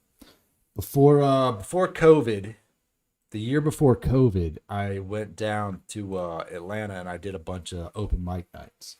When I got divorced, man, I was married. I was with a woman for 12 years and we got 2 kids. And we were married for 6 out of the 12. And when I got divorced, man, I didn't know what to do. So I just went down. I went down and started doing comedy, man. I went to open mic nights. I started telling jokes, and I had a great time doing that. And I miss doing that, man, because they really just went away. There used to be a lot of open mic nights. I used to hit like 5 a week. There'd be like 40 open mics down in Atlanta. Dude, you could hit like 3, 4 a night sometimes. So I used to enjoy doing that, and I'd go hang out there, and sometimes you get up on stage, sometimes you wouldn't get to go. That's just the way open mic went. And I had fun doing it, but I miss doing that, and a lot of the fun stuff just stopped, man. It all just kind of stopped. And now it's not so bad. Like, businesses are kind of getting open. There'd be some businesses that I'd be like, what are you doing? Like, there's a Fastenal up the street from me. Fastenal sells like nuts and bolts. They're like a warehouse. They're like a warehouse supply for nuts and bolts. Bro, let me tell you something. There's like 3 dudes that work at Fastenal. There ain't never nobody in Fastenal. They was closed. I mean, you couldn't walk in the building. Like, first of all, no one ever even comes here. You selling nuts and bolts. What are you worried about? You ain't doing shit. But yeah, open mic, man. Open mic doesn't take confidence. Nah, open mic doesn't take confidence. Because you know why? Because no one gives a shit. No one cares. No one cares if you're funny. No one cares if you bomb. Nobody cares at all. Like, a lot of open mics, you're just there with other, comedians, people who want to tell jokes. And when you watch people bomb hard on the regular, like, you don't feel bad. You're not scared to go up there. There's some people I miss, man. I really do. I miss them because there was some funny cats down there. And I used to do this mic. I'll tell you this story. There's a couple more people on here. I'll hang out a little longer. I'll tell you the story of how I got into the open mic scene. So I met this woman in at a strip club, right? Full transparency. She's a stripper. But she was more than a stripper. She was actually she's doing other things now. Big things. She was doing stuff before that. But we went out and I wanted to go to this show downtown Atlanta. And so she was going to go with me, and it was a show where it was at a comedy club where they kind of like you would put your name in a hat, and if you got drawn up to go up, you did like this little. You got like 60 seconds to do a joke, then you spun a wheel and you had to do a joke on a wheel, and then you had a crowd work. It was like overall like a 4-minute bit, and I thought maybe it would be fun to go to whatever. So we go downtown and we go get something to eat. We're around the corner from this comedy club, and we go to this place that she wanted to go to get some food. So we're in there eating, and we were back throwing darts, and she was drawing some artwork on the chalkboard. And this dude comes out this bathroom. This black guy comes out this bathroom and sees her drawing something on the chalkboard, and said something about the artwork. And I don't remember what he said. He said something, but he was a very lively character, right? He has some good energy. And so he was like, yeah. He goes, yeah, I'm Black Ass Tim. I'm doing a comedy show. You guys should come check it out. And I was like, for real, I'm here. We're actually going to a comedy show. I was like, what time is it? He's like, it's 8:00. I'm like, well, ours doesn't start till I think our show started at 10 that we were going to, 9 or 10. So we had some time. I was like, yeah, we'll come check it out. Black Ass Tim. And yeah, he's Tim, and he black as shit. His name is Black Ass Tim. You can look him up on Instagram. I put his handle up there. And so he was hosting this open mic night at a bar, and we went over there. And I had never been there before. I'd never done any comedy. And I didn't have any jokes prepared. I had no jokes prepared. And the woman I was with, man, she was really personable. She was real bubbly. She talked to anybody. She had good energy. And he was like, yeah, you should sign up. You should sign up for open mic. And I was like, I really ain't ready for that. I'm not really here for that. You know, I want to go to the other thing, but at least they give me some topics so we can wing it. So she goes, I'm going to sign up. So I was like, okay. So she signs up. I thought she's going to write my name down. She didn't write my name down. But he called her up there, and she told a joke, and it bombed. And I didn't go up. And she was mad at me, dude. She was mad as shit. She's like, I can't believe you didn't write your name down. I can't believe you didn't do it. She wanted to go home. She was so mad at me for not going up. Let her just go by herself. I said, well, we're going to this other show, and I plan on hopefully getting called up there. So I talk her into going to the show we were originally going to, and my name gets called out of the hat. I go up there and I do a joke up there, and I do the crowd control thing, the crowd work, and so I salvaged the night. But I'll tell you, man, I went back to that open mic. That was a while ago. You know, me and her kind of went different ways in life, but I went back like a year later, maybe not a year later. We went to in October, and I went back 6 months later. I drove down to the open mic night, and you know, dude remembered me, Black Ass Tim remembered me, and I went up again, and I told a joke, and I started going to the open mic nights again, like on the regular. I was single, so I didn't have anything else to do, man. I didn't have a lot of friends up here that weren't, you know, everyone had their own shit going on. They had kids and stuff, so I just get off work and drive downtown and hit up open mics. And, you know, I'd write down stuff at work, and I think about jokes, and I just wing them. And, man, there was some funny cats down there. Black Ass Tim was great. I think he's still doing comedy in Atlanta. And there was another dude. Man, I wish I could if I could find him again. I'll ask. I'm gonna send Tim a message on Instagram, and ask. There's a guy down there named Marshall, and Marshall, if you're out there in the world, buddy, and you come across my podcast, just know I miss your ass. Just know that. Let me tell you about Marshall. Marshall's probably, if I had to guess, mid-40s. Marshall would show up to open mic night. He would sit by himself. A lot of times he wore a poncho, like an Indian poncho, right? And he would sit by himself. He'd drink a beer, and he would look crazy as shit. He looked crazy. He's sitting in the back by himself. He looked crazy. And let me tell you, I recorded one of them one time. I wish I had it. They would pull Marshall out of a hat. He'd walk up there, right? We got a microphone, right? We're holding the mic. They give him the mic. He'd set the microphone down, have his beer in his hand, right? He got his beer. And he would fucking yell at the top of his fucking lungs. And he would do basically a 4-minute fucking monologue. A rant, just a fucking bare bones, raw ass rant about something. Every week, he would scream it at people. No mic. Just yelling at the top of his lungs. And it was hilarious. Dude, people who've never seen him would just sit there because we're in a restaurant. We're outside like a patio. And they would just be like, is this guy going to kill everybody? Dude, he would just sit there and just scream. And then he would stop and he'd just go sit down and he would just keep drinking his beer. And I saw him perform a few times. And he was great. He had one, dude. Oh my God. I could hear it in my head. I honest to God, I wish I could recite it. He had one. He worked in a restaurant. I don't know, he worked in the kitchen or something at the time. But you knew this man, like, just, you knew he had stories.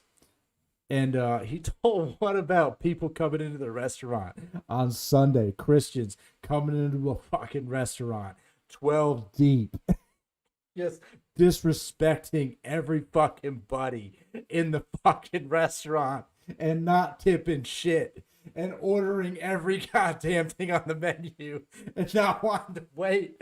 Dude, bro, I can hear it in my head. It was so funny. Oh my God, people were rolling at this guy. And, I went down there several weeks, for months, honestly.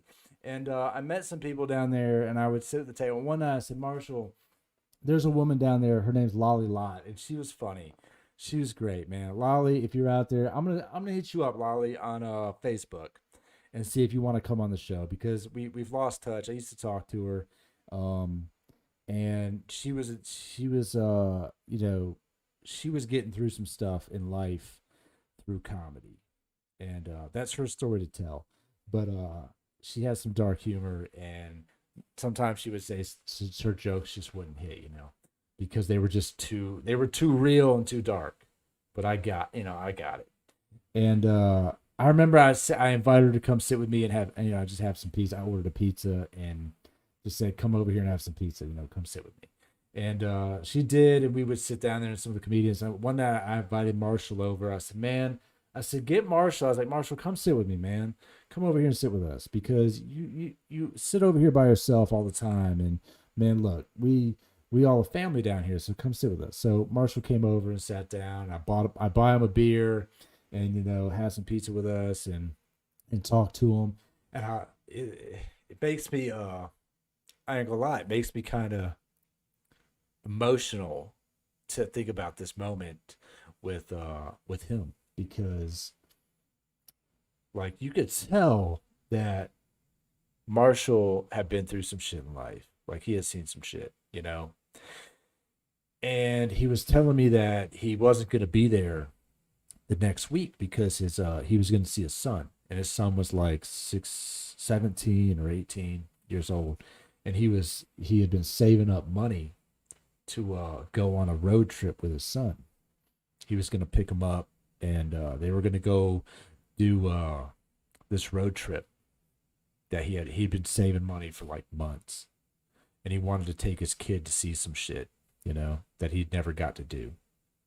And so he was like, yeah, I'm going to be gone. I'm going to pick him up. And, there's sometimes, man, people are just real. And that was a moment, man. I sat there and I listened to him and I was like, man, that's great, Marshall, because you just know that Marshall had been through something in life. Like life had kicked Marshall in the balls more than once. He's seen more than one microvision dumpster fire. And I don't think I saw Marshall after that. I asked Lolly about it though, and she said he was doing good. She had seen him down there after that. But Marshall, man, I hope you're doing well. If you stumble across me out there, I'm gonna find you, man. You know what, Luke? I'm gonna find him. I'm gonna make my mission to find Marshall and get him either up here or on Zoom or something. Because Marshall deserves to be. I don't know where he's at now, but wherever he's at, he needs to be recognized. He does need someone to talk to, man. He does. He would go down there, but man, honestly, I think he's just misunderstood. At the end of the day, what he did when he got up on stage was nothing shy of genius. You would think that he's just ranting, but his rants were so well thought out, and it was flawless. You would think he's just a crazy dude screaming at a crowd of people, or not a crowd of people. Might be fucking 12 of us, right? And you would think he's just a crazy homeless man screaming at 12 people in a bar.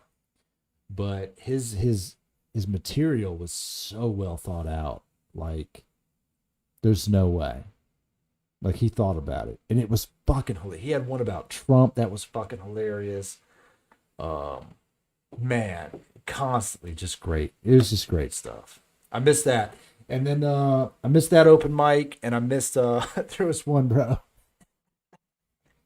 I went to this one. It was close to me, and it wasn't a far drive, so I was like, I'll go to it. And it was at a hookah lounge down over in a blacker part of town. And it was hosted by a guy named Nima Williams. And me and Nima, we used to be friends on Facebook and Instagram. He unfollowed me. Nima unfollowed me. He's good people. Look him up. Nima Williams. He used to be like on comedy. I gotta get him something to bolt this mic stand to. But he's done like Comedy Central, and he did some shit, and he did some time in jail, and he goes out. He's still funny. He's a funny guy, but he hosted this open mic night, and it was in a hookah lounge, and it was dark in there, bro. It'd be like me and like one other white person would show up, and I'd go up there, man, in front of there's probably never more than like 20 people in that bitch, and it would just be some OG looking black dudes up in there, and they're women. And a lot of the comedians were usually black comedians, and they played a whole lot of the racial card jokes, which is fine. If it gets the laughs, it gets the laughs. And then I go up there, and it's like, man, here we go. And I do my couple set, and sometimes I get a laugh, and sometimes I don't. But he was good people, man. He was good to me up there. I did that open mic several times. And every time it was like, this is a shit show. But you get to go up there and say your jokes, man. And you just get to fumble through them and work it out. I think I have some of mine on my YouTube. I think I have one of my sets actually. On my personal YouTube channel. I don't even know how I would share it. I might be able to find it on there. I wonder if I could find it and share it to myself. It's been so long, man, but it's a good time. I encourage it. Honestly, even funnier story about that is that my dad is retired postal worker. He was always a postal worker. And look, when I knew when I knew my dad growing up, he was always like, I wouldn't say he was funny. He's usually pretty bitter from the post office. But after he retired, he decided that he was going to go do some stand-up. And he took some stand-up comedy classes at the Punchline up here. And he went through like a 6-week thing or an 8-week thing. And then he said, oh, yeah, I graduate from comedy classes and come down there and do a set. My dad still goes and does stand-up sometimes, man. He's like 60 freaking 8 or something. 66, I don't know. Dad, I don't remember how old you are. But he still goes and tells jokes, man. And he goes to open mics and he does them, and you would do it, man. It's fun. It's fun because eventually you just don't care. So you would do it. You might think you wouldn't do it, but you would do it. Hey, man, look at that. Okay, I'm going to share this to myself. I'll show you. This is 2 years ago. The audio is bad because, you know, it was recorded on a phone. And this is actually, as I mentioned it, the woman that I went with the first time. The first time we went, and she went up on there and all that shit. I hit her up like a year later. And I called her up, and so I was driving down to the brew house, and I was like, you know, if you wanted to see if you might want to come out.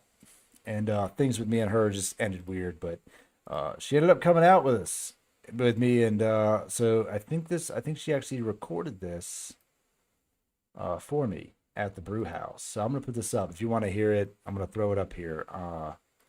And this will be a throwback for me, man. I don't even remember the set I did. It was so long ago. I know it was, I'm pretty sure it had a lot to do with, like, it was like an online dating set, maybe. Let's see. I'm gonna grab it up here, and let me pop this off.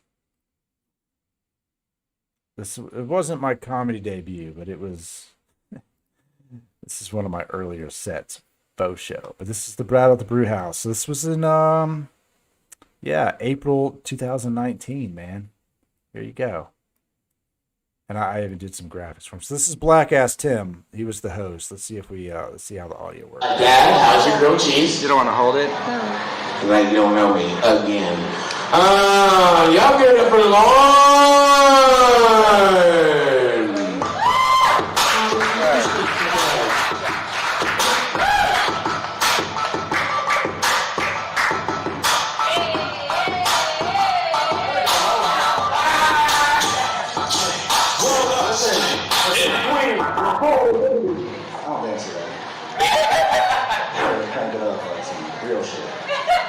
I've been up here a few times, and Tim calls me beautiful every time. I don't really know how that makes me feel. I know how it makes him feel. Fucking creepy. Anyway, not so many of you left up here. 2018 was crazy, man. I'm glad to say it. A lot of weird shit happened. Hurricanes, shootings. Brett Kavanaugh had the worst interview ever of all time for a job. Donald Trump got a bunch of money back from a hooker. It's crazy. So 2019 is the year, 15 is the year of better people. Just better. Just be better. So here's a fun fact for me. I have never in my life sent a dick pic to anybody. Unsolicited or solicited. And what I have learned this year is that men are fucking creepy. Real creepy. She knows what I'm talking about. Dudes, like this dude, 4 buttons over here. He's laughing because oh man, shit. He sent one. Listen, I don't understand how this thought process goes down. So like, here you are just scrolling through shit. Like, I like her. She does not know I'm here. I'm going to send her a dick pic. And she's over there like, holy shit. What's going on? Creepiest shit ever. Imagine this. Dick pics in real life. Never happens. You're at Starbucks, minding your own fucking business. You're just hanging out. This guy's like, she's just over here just drinking her latte. And he's like,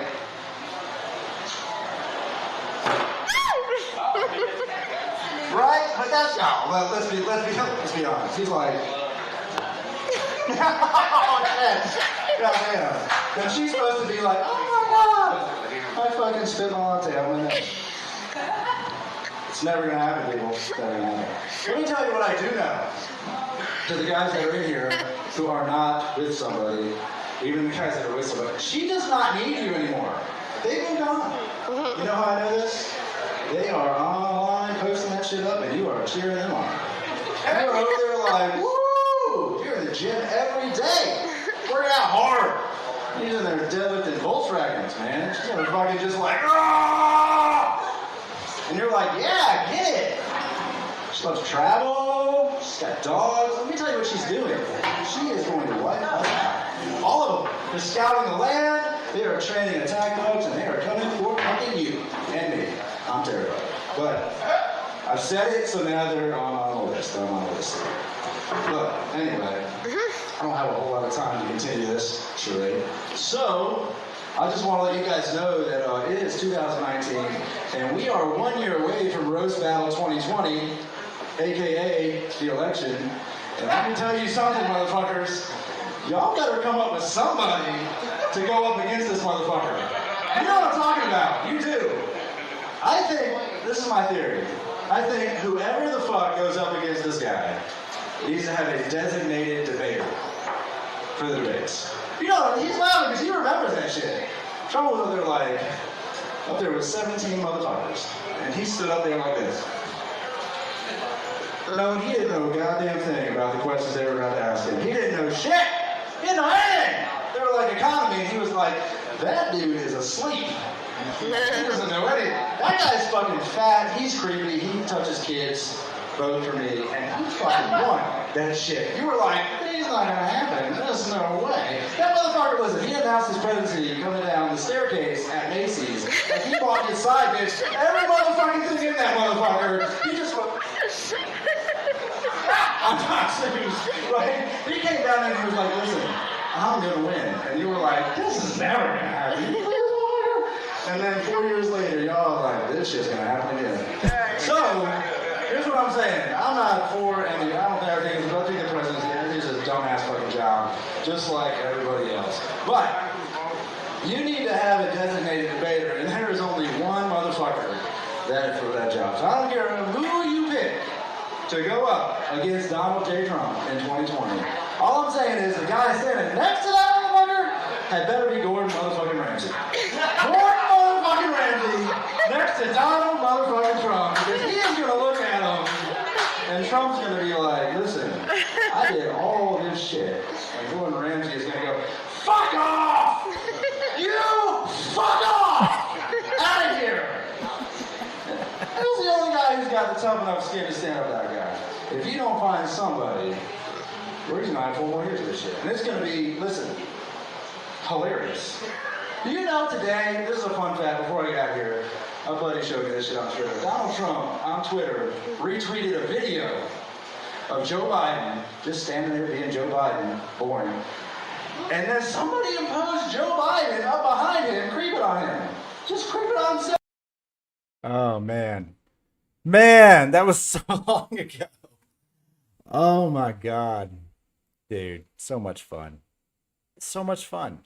I remember that set when I started playing it back. I started to remember it. That's pretty good.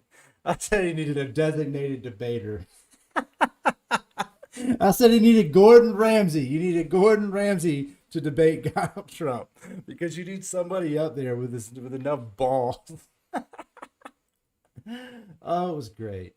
Yeah, I had a good time. It's because I was new, man. I was recently single. I hadn't been single in 12 years. I'm like chatting up with these women, you know, and I'm like, dude, is this real? Like, I met a woman from Florida, and she she would tell me how many dick pics she would get. She's like, I get them all the time. I'm like, really? Is this a real thing? She's like, all the time, but like 10 a day. I'm like, this is crazy. Like, why? What is that doing? Like, what's that doing for you? She's like, I don't know. But yeah, it was the year of better people, man. Look, I was married to a woman named Jen, and then I met another woman named Jen.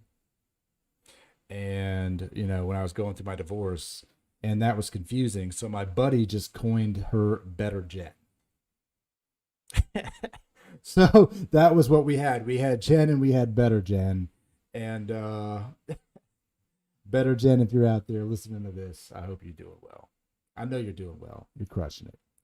But we just we came up with it. Me and Alex came up with it at work, and it was just the year of better people. We just need better people. You know, it's just like Jen, just better. So, man, it was a wild time. So I miss doing it, man. So yeah, Luke, man, you know what? It's fun. Stand up's fun. And the thing about it is that you just have a good time. and everyone down there had good energy. You know, it was like a dark time in my life. You know, moving out, even though the marriage ended like it did, wasn't great at the end and all. And I was sad when I left. Like moving out with my kids and stuff, and like not getting to see them was real sad. And I just the way I coped with it was I just wanted to be around funny people. It's hard to be sad when you're around funny people. You know, everyone's down there just trying to make you laugh, and everyone's got their own shit. So that's what you do, you know. You just you go be funny, and you can get through it, man. You can get through stuff through comedy. You can get through anything through laughter and funny and jokes. And you know, it did. It took sometimes it took just going. It took just getting up and being like, I don't want to be around people. I just want to be at home by myself. And then you just put your pants on and you put your shoes on and you walk out the fucking door and you get in the car and you drive there. And you just go there. You know? And you just sit, man, and you listen to people. Look, man, I had a rough go that year, man.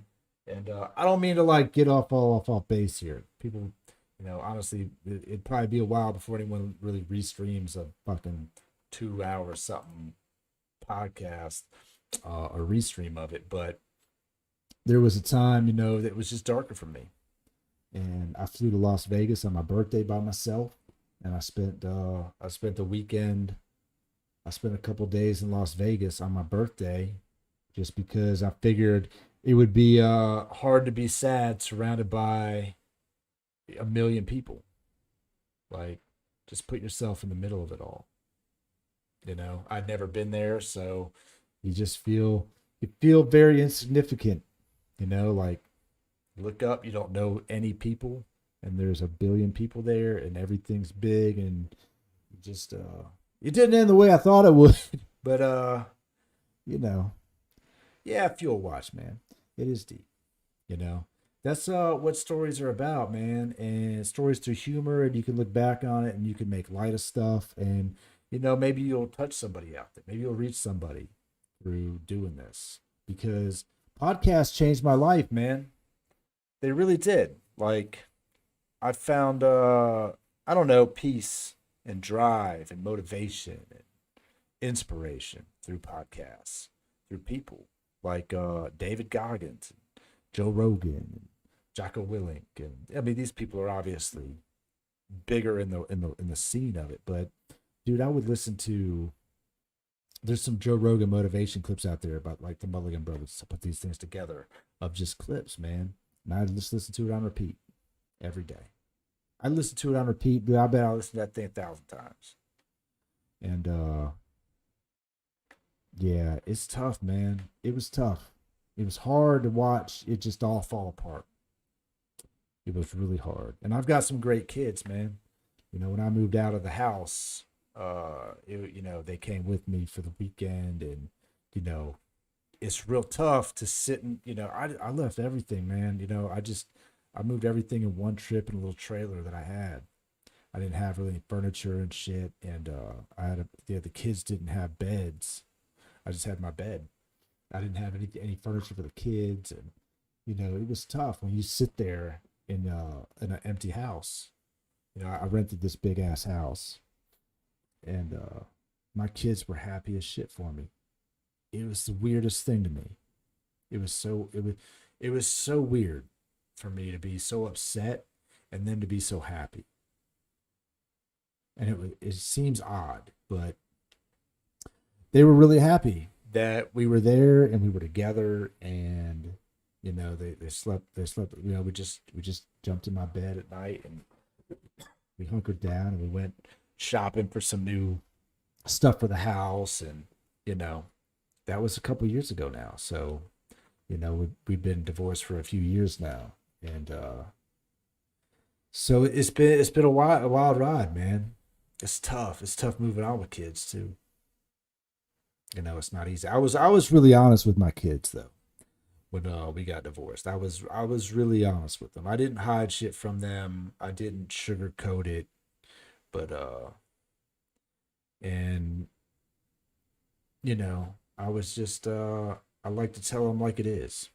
You know, they deserve that. I think they deserve it. You know, and they know the dad. You know, kids have a way of knowing anyway. And a lot of times guys do get screwed over in court, you know.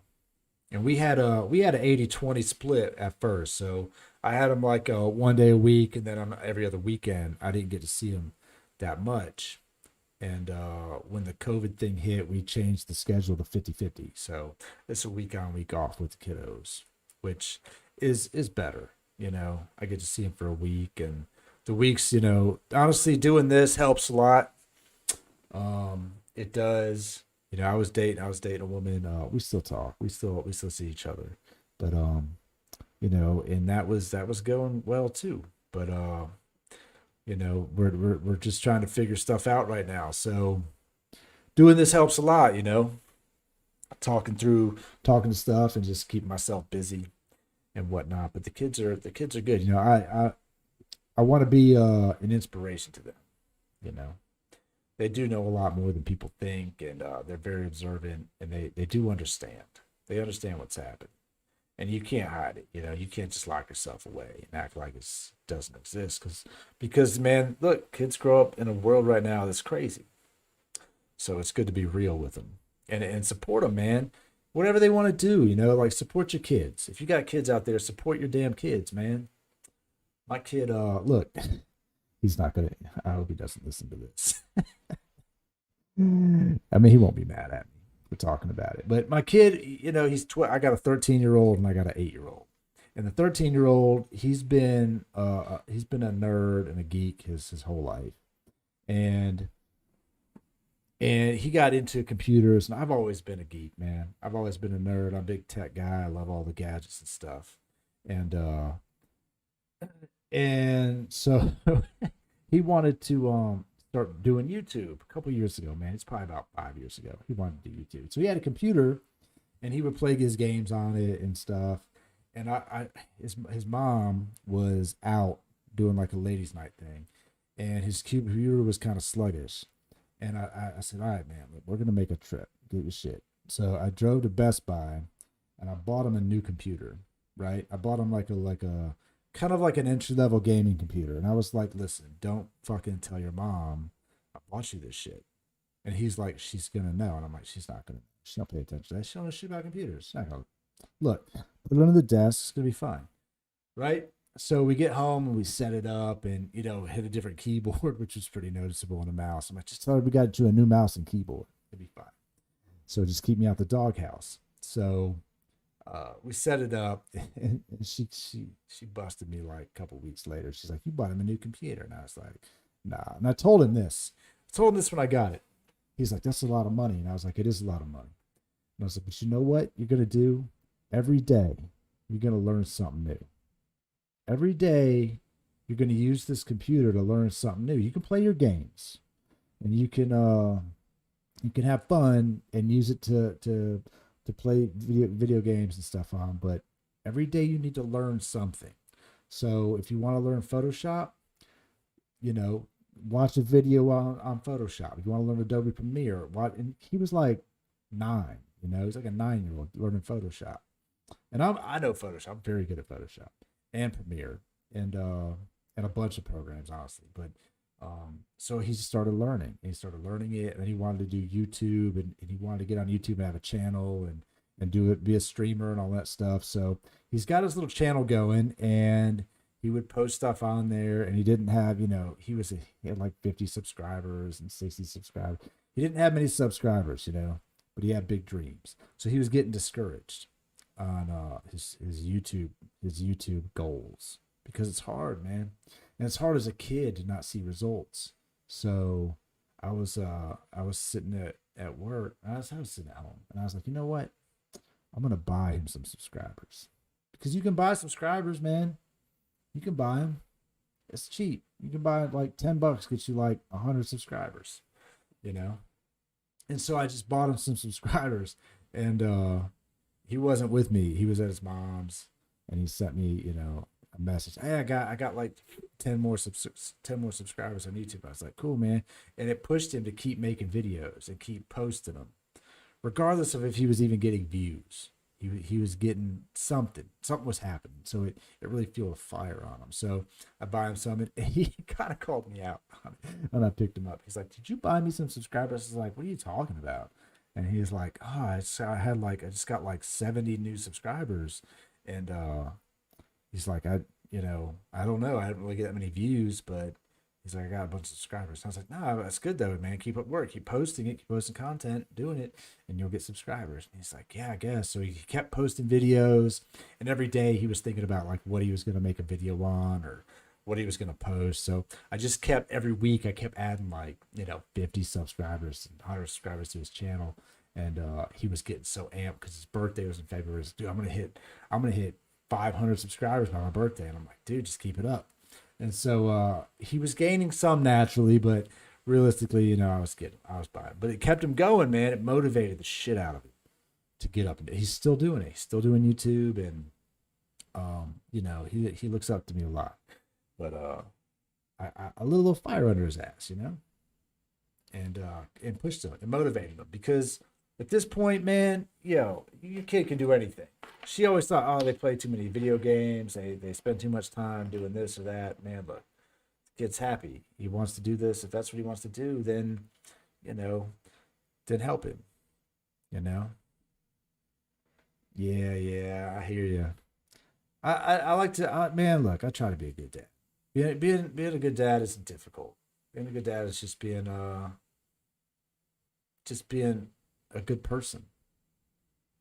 The woman I was dating, she didn't have kids. She's younger than me. She's 10 years younger than me, and we're kind of opposites in a lot of ways. She's super OCD. I'm more of a tornado, and she was raised different than me, more strict. And she was like, "Oh, I would do this different with her kids and this and that stuff." And I said, "You say that, but you never had kids, man. Once you have kids, you got two choices. You could be a hard ass parent who punishes your kids. You could do the spanking thing. You could do the grounding thing. You could yell at them. You can pick that path, or you can just talk to them.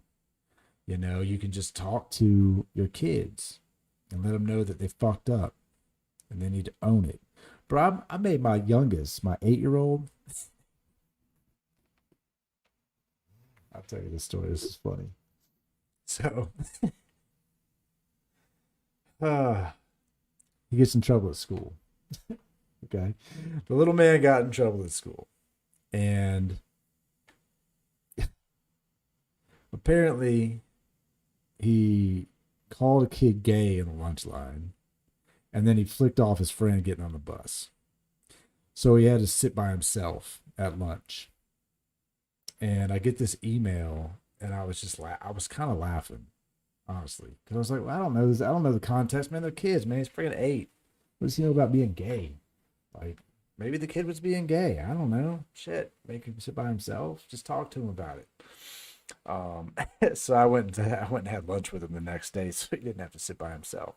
But I also told him that he probably shouldn't do that shit at school. Like, maybe that kid is gay and he doesn't want people to know. I don't know, man. But I went and had lunch with him. I didn't want him to sit by himself. But he did something else at the house, and his punishment was that he had to do all the laundry. He had to do all the laundry for me and him and his little brother. He had to fold all the laundry up. And while he was folding the laundry, I wanted to teach him something about ownership. So, owning up his decision, his bad decision, whatever he did, he needed to take ownership for his actions. So I put on Jocko Willink, man. I put on Jocko Willink, an hour-long podcast about ownership. I made him watch it. Made him watch it while he did the laundry. And not only did he have to do the laundry, he had to do a good job. He didn't fold the pants like an asshole. He had to do a good job. I'd be like, hey, man. I'd wait till he was done, and I was like, what the fuck is this? This is bullshit. You need to fix it.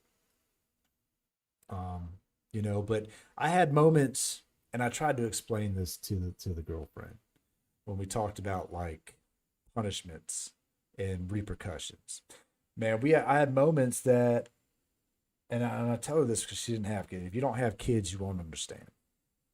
You won't understand this feeling. But I went through some stuff with the younger one when he was like 5 and 6, where he was lazy. He didn't want to get up, stop playing video games, and go to the bathroom. He would just shit himself. It drove me crazy, bro. It drove me crazy. It's like, why? It's fucking gross. Like, just get up and go to the bathroom. What are you doing? And you just get mad, man. You try. He wouldn't respond to anything. Nothing would change his attitude about it. He just didn't care.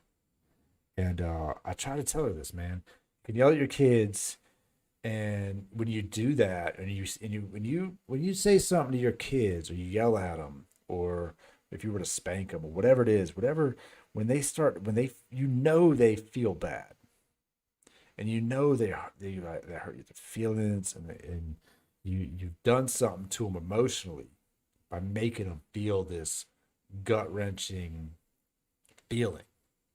But also, you feel it. It makes you feel like shit. There's no person out there, there's no dad who's ever punished their kid like that and felt good about it. And I try to tell her that. I was like, you know what? I had a moment where I was mad, man. And I was like, my ex-wife, that was her. She was screaming. Dude, I would wake up, I wake this kid up at 6:30 in the morning to go to school, knowing good and well he don't want to go to school. No kid wants to go to school, man. School sucks when you're 7. You want to fucking play video games, watch YouTube. That's all you want to do. So every morning it's the same routine, right? You get up. Hey, man, I got to get up and go to school. I don't want to get up. Okay, cool. We got 25 minutes. We're going to school. I don't want to get up. All right, cool. We got 20 minutes. You got to get up. He's still sleeping. We got 15 minutes. Look. One of two things is about to happen. A, you're definitely going to school. And B, you're going to go to school hungry as fuck if you don't get up. So there'd be days where I just pick him up, put pants on him, put a shirt on him, put his shoes on. I put him in the car. Like, he's almost still asleep. He's in one way or another, dude. We are not going to be late. We're going to be there. So I would just put him in there. But her approach was screaming at me. It'd be 6:45 in the morning. She's yelling. He's crying. I'm like, what the fuck are we doing right now? He never really cried for me. It was just, hey, man, you can sit there and sleep, but we going to school. And if you want some cereal, better get your ass out of bed because you're going to be hungry. I ain't waiting. And he still does that now sometimes. I'm like, dude, you got 10 minutes. And he'll mosey on down here. He's just he's not as motivated as the older one. The older one's easier. But people don't know, man. Disciplining your kids like that, it's not the way. It's just not the way. The way you deal with kids is you treat them with respect, and you realize that everything's going to be okay. Unless they do something that's so drastic, man. You always be there for your kids. And at the end of the day, it's not that serious. You can talk to them and you can explain it to them in a way that they understand, and you can stay calm. Look, man, you can be, the ex said, right? Yeah, it is very similar to that, Luke. It's like the girlfriend would say, oh man, be scared of my dad, like we were scared to talk to him. I don't ever want my kids to be scared to talk to me. Like, I don't want them to fear me. They shouldn't be like, oh man, if dad finds out, like he's gonna be like, he's gonna beat your ass, or he's gonna be so upset. No. You know what dads are? Dads are disappointed, and dads are forgiving, and dads help you learn and be a better person. You learn from your mistakes. Every day, you learn from your mistakes that you made yesterday. And you look at him and you go, man, you can't do that. He did this thing. Oh, my God. What did he do? God, I can't even remember now. I got an email. What did he get in trouble for? Oh, my God. He said something. He did some kind of, this is what it was. Oh my God. And you know what? You know what it is that made it so funny is that it is funny. As an adult, it's funny. But as an 8-year-old in school, there's some things you just can't do. So he got in trouble. I got an email from the teacher. I'm gonna have to record this or just clip it and post it because it's a funny story. But I got an email from his teacher about we got in trouble. He did something inappropriate at school. And I was like, well, just tell me what it is. And she's like, well, I don't want to say it. I don't want to type it. I was like, well, I'll just call you. So I call her. I'm like, well, what is it? She's like, I just so you know, he just did something inappropriate in class. And I was like, what does that even mean? Like, I can't talk to him if I don't know what you're talking about. Like, I don't know what you're talking about. So she's like, well, they get Play-Doh on their little break time and they can play with certain things in class. And Carter made something inappropriate out of Play-Doh. And I was like, what does that mean? What is inappropriate? What are we talking about here? What did he make? Like, just tell me. Just tell me. We're adults. What are you doing? Just tell me what the kid did. Well, he made a male genitalia and put it like on his pants. And I was like, so he made a Play-Doh dick and he stuck it on his pants. That's what he did. He's freaking 8. He doesn't know anything. It's funny. It's a dick joke. It's funny. Dick jokes are funny. Newsflash. When you get older, almost every joke's a dick joke. It's just ahead of his time. But I understand you can't do it in school when you're 8. Can't do it in school when you're 18 either. You can't do dick jokes in school. So I pick him up. Man, we're in the car. And he's in the front seat. And the older one's in the back seat. And I was like, so Carter, how was your day? He's like, it was okay. I was like, you got in trouble, huh? He's like, and I'm like, well, what'd you do? And he's like, and I'm like, well, just tell me what you did. And he's like, I don't want to. And I was like, why not? Just tell me. And his brother's in the back like this. Right? Like, boy, brother's in the back like, this ain't good. So I was like, just tell me what you did, man. It's fine. Just tell me what you did. He's like, nah, I want to tell you. I was like, I already know what you did, but I need you to tell me. And he's like, I made something out of Play-Doh and it was inappropriate. I was like, what did you make? I was like, just tell me. He's like, I made a penis. I was like, a what? And my big brother's in the back like, and I'm like, I can't hear you. And he's like, and I was like, dude, we cannot hear you. And he's like, I made a penis out of Play-Doh. And his brother goes, ah! He's laughing. And I was like, listen, you can't do that shit, man. You can't do that at school. It's funny, but you can't do it at school. It's not okay. You're going to get in a lot of trouble. You can't do that. And so, his punishment, that was what he got punished for. That was the laundry. He had to do laundry. He had to do laundry and he had to listen to Jocko about owning up to it because he didn't want to tell me. You got to own it. Look, you made a mistake. But, 20 years from now, he's going to be up at the brew house telling dick jokes. Killing it. So, yeah, they're funny. You just can't tell them at school. That's the moral of the story. That's being a dad, man. Dude, it's 1 a.m. here. It's so late. I didn't plan on being up this late. I've been up here talking to you fucks for 2 hours and 30 minutes. This started off as a WTF America. Somehow I got on some old dad jokes and just some life lessons. But I'm gonna reach out. I'm gonna reach out and see if I can't get a hold of some of them guys because, man, look, man, I miss them. I miss those cats. And I'm gonna fix my mic stand tomorrow. But I think I'm going to have to call it, man. Look, we only got like 3 hours until Dumpster Fire 3.0 starts. Right? No way I'm going to wake up that early to see. I'm going to wake up and be like, help. I need somebody. Help. Anybody help. That's what I'm going to say when I look at fucking Weeble in the morning on Microvision. Jesus effing hell. But it was a good time, man. Yeah. Damn right. You've been up for a minute. Woo! Microvision, bro. You on the other side of the world. You're on the other side of the world. That's good, man. That's cool, man. I appreciate it, man. If I get to talk to one person, I'm happy.